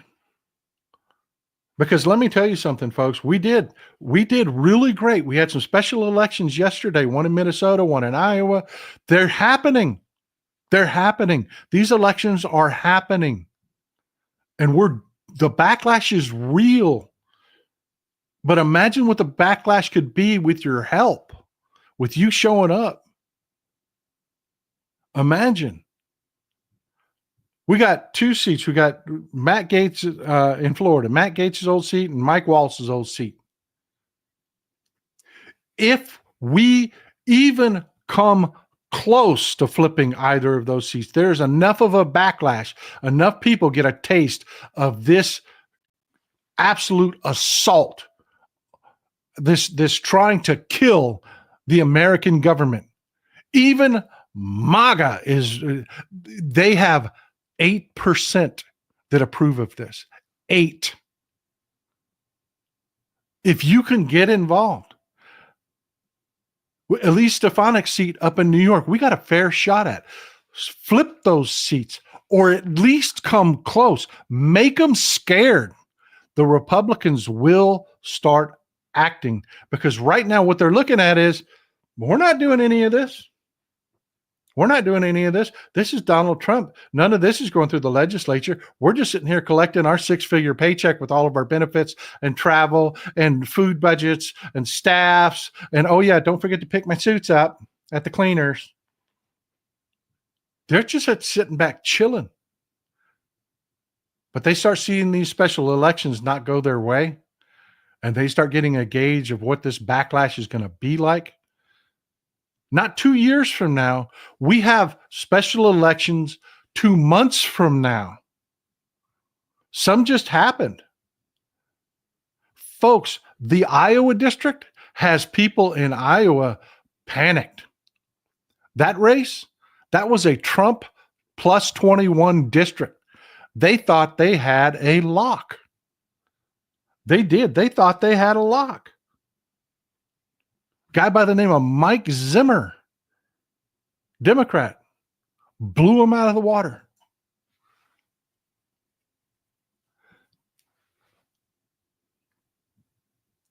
Lucky Star 888 says, I know houses of shut-ins just in my town who depend on Meals on Wheels. Meals on Wheels. Meals on Wheels is always sending volunteers and funds. Yeah. Folks, that's one of the things they killed, Meals on Wheels. There's a lot of MAGA folks that depend on that. This backlash will be real. If you can get the story out, if you can get people here, hit the thumbs up button, hit the like button, subscribe. If you haven't subscribed already, it helps us with the algorithm. Do it. Just these little things. I mean, really, every month and a half, you can't get together with your local Democratic Party, pay like a $20 dues. You pay it once. It's not like every time you show up, they take money out of your pocket. Pay your dues and then volunteer it to help put together a party for a fundraiser. You can't do that. We're not talking about a full-time job here, folks. And it would make all the difference in the world. It would, because you would be our community in the party, pulling the party left with your voice. When those candidates, Kendall Scudder showed up last night, he heard what we thought. Not just what Johnny Got Rocks, the donor, wants to tell him. He heard a faceful of what we wanted. When the candidates show up, that's who they come to meet. Sure, they do some public things and they do some fundraising, but when they come to meet people, they come to meet the party people. Be in that group. That's option number 3. I like that option best. I really do. What goes out happens in the future, I don't know. It may be a compilation of all of the options out there, because I see some people getting desperate. I see some more Luigis in our future, because there's a lot of bigot MAGA that did not vote to have the American government destroyed. They always thought, you hear the ones, well, maybe they need to burn it down and rebuild it. There ain't no rebuilding, folks. There isn't. Johnny Got Rocks wanted the American government to go away so he doesn't have to pay taxes and no one can regulate him. And he's going to get that to a degree. Some of these things are not coming back. Their elections have consequences. I've never lied to you about that. Not once have I ever lied to you about that.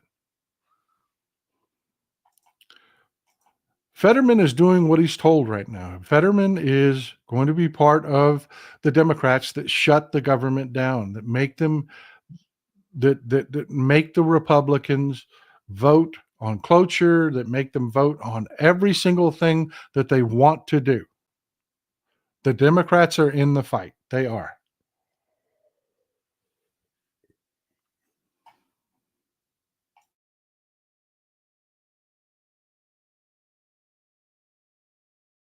So that's what I've got for you today, folks. I know we went a little bit long. I was very happy to have our guest.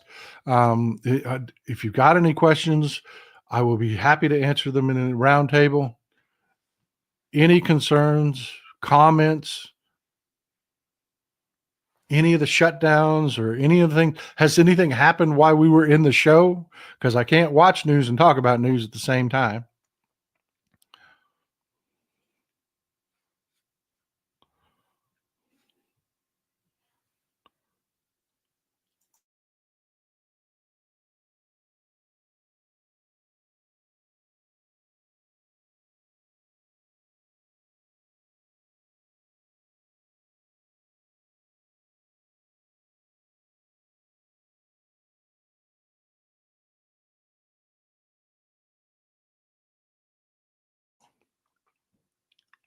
Somebody asked if Menendez resigned. Yeah, like last year, like back in August of last year.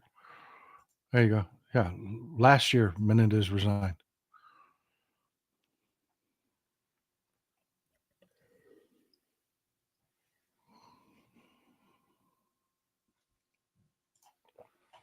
Great question. Great question. There's a thing called Keynesian economics. And these people like Peter Thiel that are like Ayn Rand aficionados and what they don't think Keynesian economics is real. They don't believe in it. And all Maynard Keynes says is that the government's got a role to play.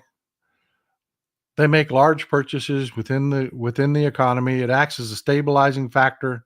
They can, basically what the government does today is Keynesian economics.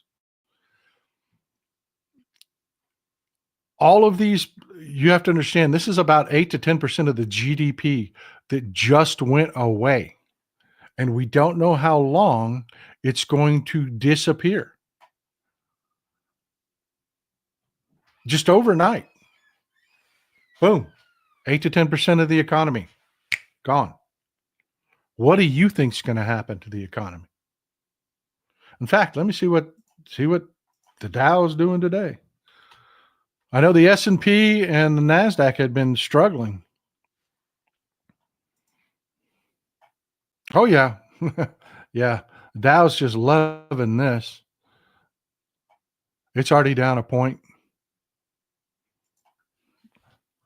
It's already down a point. S&P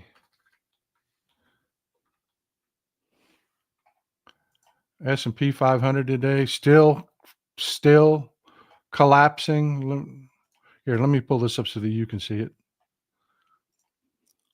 S&P is still collapsing.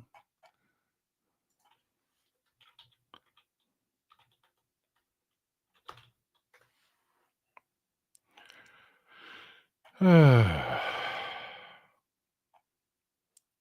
yeah, NASDAQ's still in the red. Big time. NASDAQ's taking a bath. Yeah, the economy, the markets aren't responding well. The economy's not responding well because you have things like this that are going on. Boom.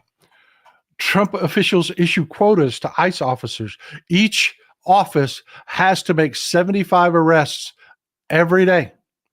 75 arrests, no matter what. Folks, you can't do that. You can't. You just can't, because you can't guesstimate where an investigation will be or how many people are out there or whatever. That means that they're going to be arresting people that don't need to be arrested. We've got the Navajo Nation screaming their bloody guts out that people that are Navajo are, get this, how freaking, irony is not the word. Navajos, the original Americans, are being arrested by ICE. It's insane because they were given a quota. Laura Yates, thank you for the support. I really appreciate you. For all of you that supported the show today, I'm really grateful. Thank you. I can't do it without you. I can't thank you enough.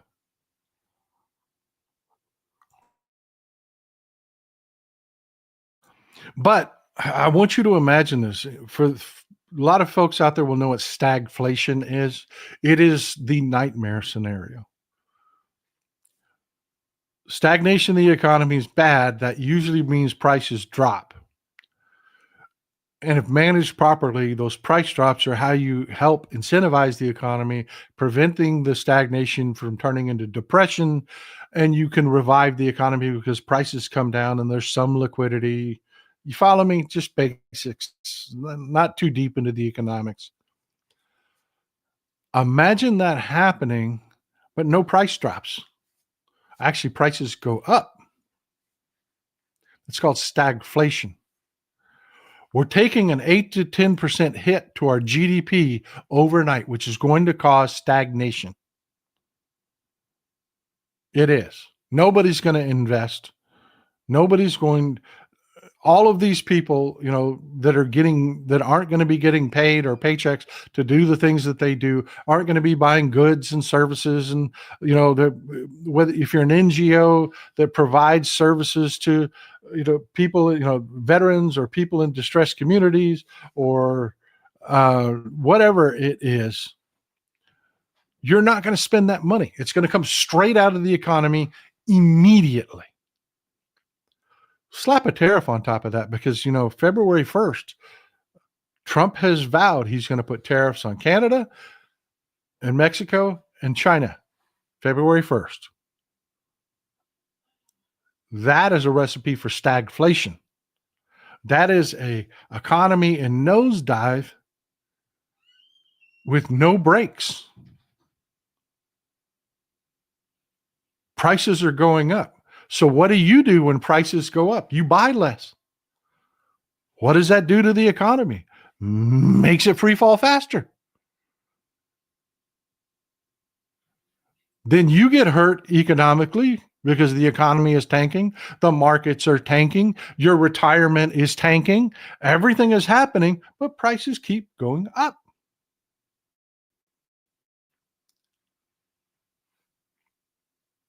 Stagflation. It's the worst possible scenario. But we told you, elections have consequences. I'm going to say, I fucking told you so many damn times, you're going to be sick of hearing it. And it is okay to hate these people. It really is. I have somebody that I love very much. I do. She was a friend of my daughter's, one of the smartest people that fell into this whole Gaza thing. And I tried so hard to explain to her, look, I understand your feelings. I understand what you're trying to do, but the information you're being given isn't accurate. I will never forget that she didn't show up over Gaza. I'll never forget that. Never. And Trump just called for ethnic cleansing in Gaza. And Jared's talking about how great it would be to build hotels on the beach in Gaza. Great location. Let's develop it. Where are the protests? Where are the people sitting on the highways?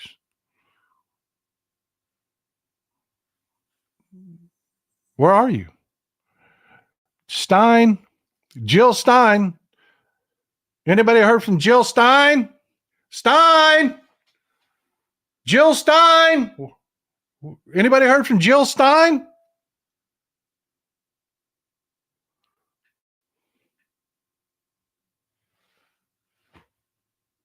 So yeah. That's what we're looking at, folks. That's what we're looking at.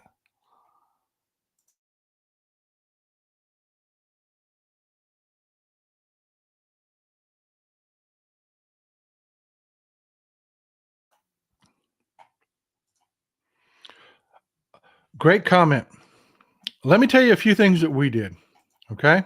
Just a few things that we did. Tomato products come out of Mexico. There's already massive inflation. Ask Mrs. Texas Paul how much the avocados were. We have a market. We call it the Mexican market because it is a market that specializes in all goods and stuff from the Mexican cuisine. You can get really fresh made tortillas there. It's a great place. I love it. I love it. Aguacate. That is the Spanish word for avocado. How much do you think an avocado was? One avocado at the Mexican market. And I'm going to be fair. These aren't those little cheap ones that you get. Like I saw somebody talking about Aldi's that are only like that big. No, these were like avocados.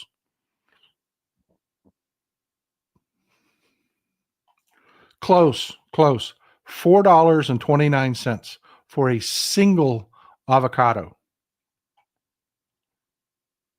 $4.29 for a single avocado. I can't afford that. I don't know about you folks. I can't afford that. Look, we get most our tomatoes out of Mexico. We bought cans of tomatoes. We did. Different kinds of tomatoes products. We're fortunate. We're in our retirement. We've built this is my retirement home. So when I built it with a big pantry for storage because I knew we were going to be living out in the middle of the sticks. We both like to cook. Mrs. Texas Paul is amazing. She made some peasant bread the other day. Oh my God. Do not ask her the recipe. She gets so freaking mad at me when I do that to her. Do not ask her for her peasant bread recipe. But so we've got a place to store stuff like that. We bought rice, 2 different kinds of rice, the big bags. We bought beans. We bought tomato products. We have, because of her parents came out of the, just this era that does this, we have some freezers where we've got meat in freezers. We've been watching sales and stocking up. Water, we've got a couple cases of water. Just, yeah, we've been doing stuff like that.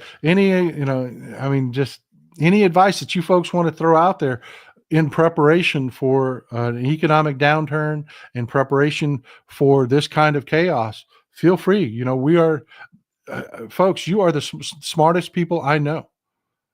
You email me, I know your professions. When you email me and tell me, I don't share your personal shit, but there are nurses, doctors, there are farmers, there are businessmen and women. There are, you tell me what you do for a living when you email me. We have a really smart group.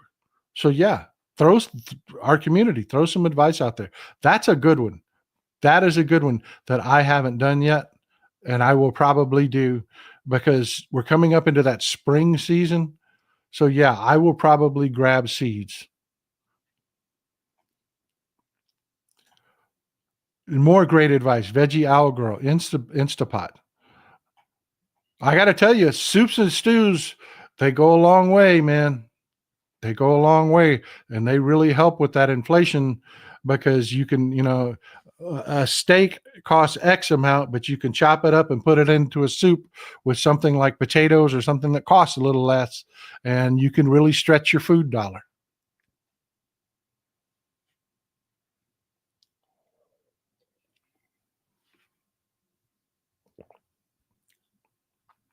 Learn to not eat eggs.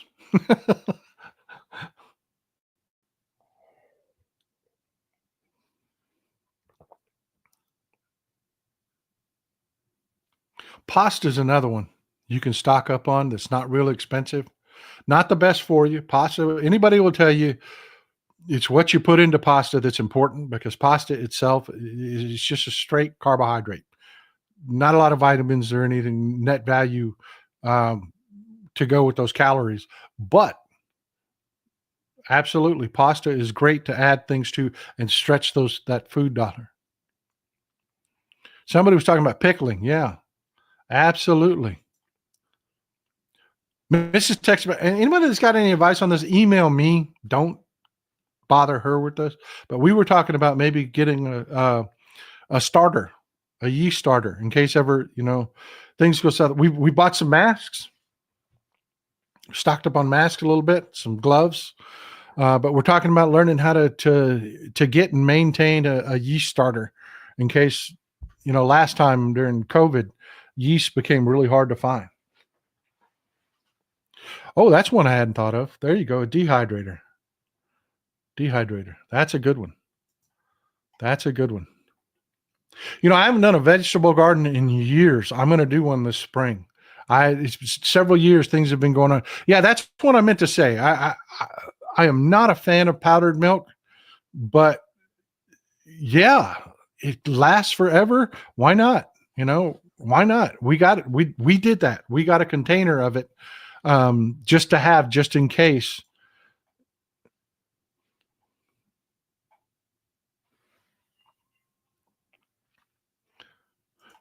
There are things on YouTube, Lynn, good on you for being 100% solar, but there are actually solar ovens and solar dehydrators. YouTube's amazing. That's why I love doing my show here on YouTube.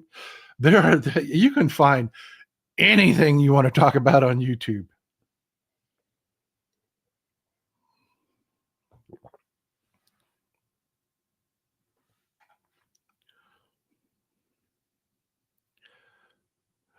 Mike Ross, bleached flour is worthless, but it's white. It's pretty to look at. Yeah, you know what, man? I got to tell you, if it's the calories that you have, great. It's not the best for you. If you can get used to eating whole grain, it tastes different. It's very different. But if you learn how to make your own bread, you can really make whole grain bread taste really freaking good. You can, because you control what you put in it.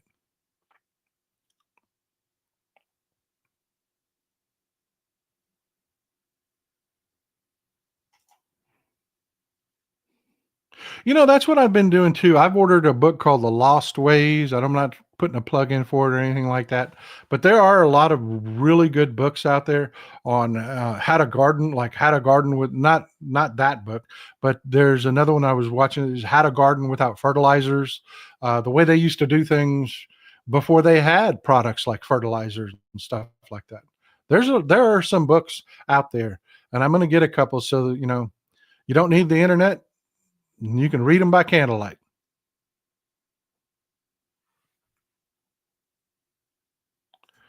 Yeah, that's what we did with our tomatoes. Is we bought canned tomatoes.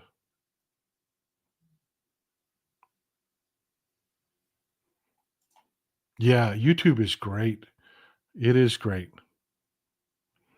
And yeah, if you search that Depression era recipes, you'll get a lot of recipes that are specifically designed to keep costs down, feed people, get calories into people's bodies, but at the least cost possible.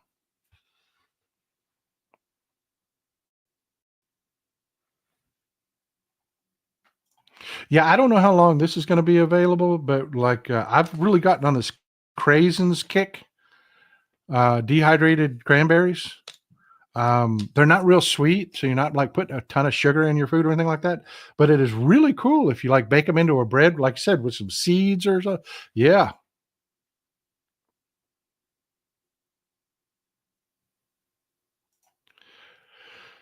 They're cautioning rabbits. I'm thinking, yeah, would be a good one if you could ever get around to learning how to look at a beautiful little rabbit and kill it.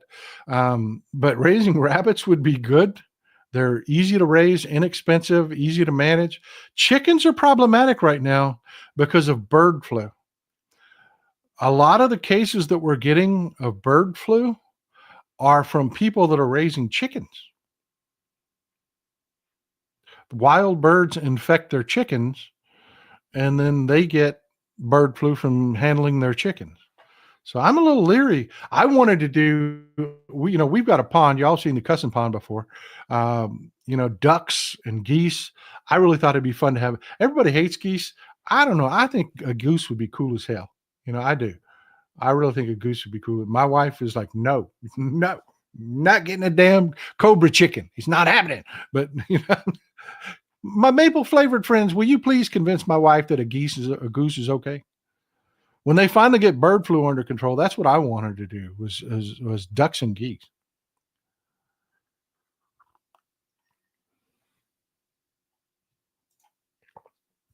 That's going to be coming too, because they're culling. Right now, it's mostly, that's why your eggs are so expensive. Hell, eggs have hit $7 a dozen in some places.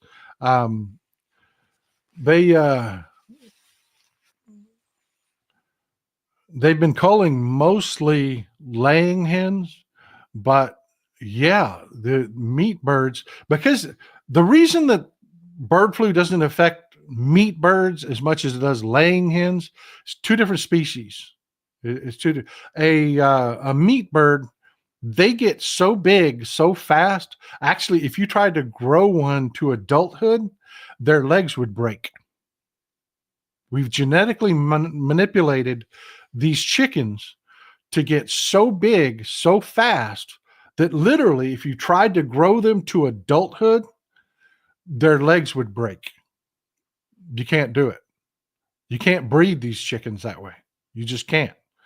That's a true story, by the way. Look it up. Google it. Call me on that one.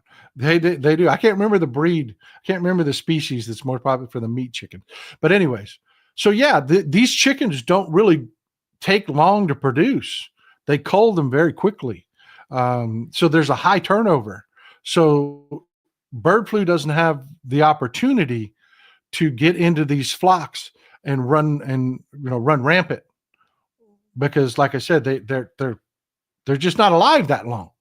But laying hens, different story. They live a very long time. Different species, different breed. I like barred rocks because they're kind of like in the middle. You got to Google barred rock chickens. They're pretty. They're so pretty. I would love a fleet of barred rock chicken. Some people like the Rhode Island Reds. Some people I like barred rocks.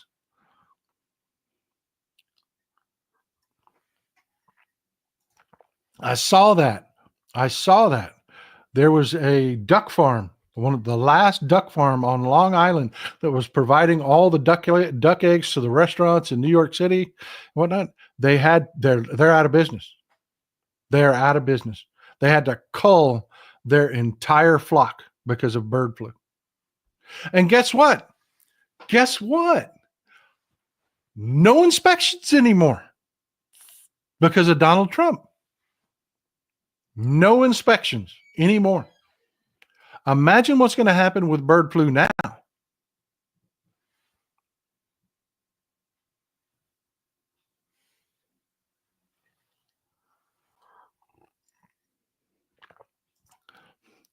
My mother used to tell me a story about their goose's name was Darren. She, to the day she died, hated that goose.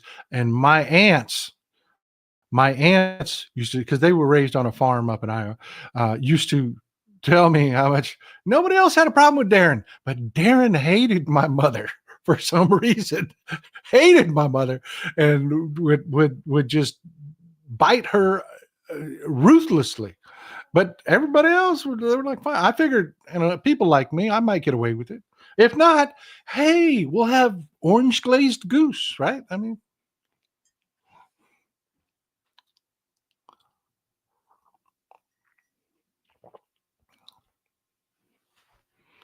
I'm not above eating an animal. I'm not. Yeah, I'm not a fan of duck meat either. I'm not. If I had ducks, it'd be for the eggs. Duck eggs are great. Oh yeah, you should have seen the look. My mom would tell stories, but a little Irish woman about this. It's funny. I'm the smallest of three boys, and we're big. We're bigger than the average bear. My mom would tell stories about Darren, and good Lord, you could just see it on her face. She was reliving the trauma.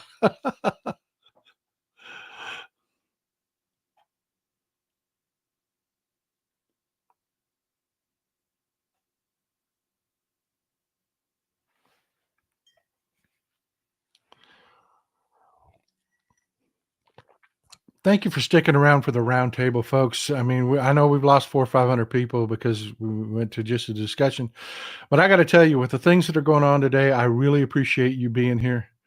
And oh my God, don't just Google that. I know what that is. Do not believe. Thank you for being here, folks. Thank you. I appreciate you. It is good to spend time with you and recharge. I hope you're leaving feeling as good as I am. But we're way late. We're like 2 hours and 10 minutes in. Nobody's going to watch this after the show because it's so long.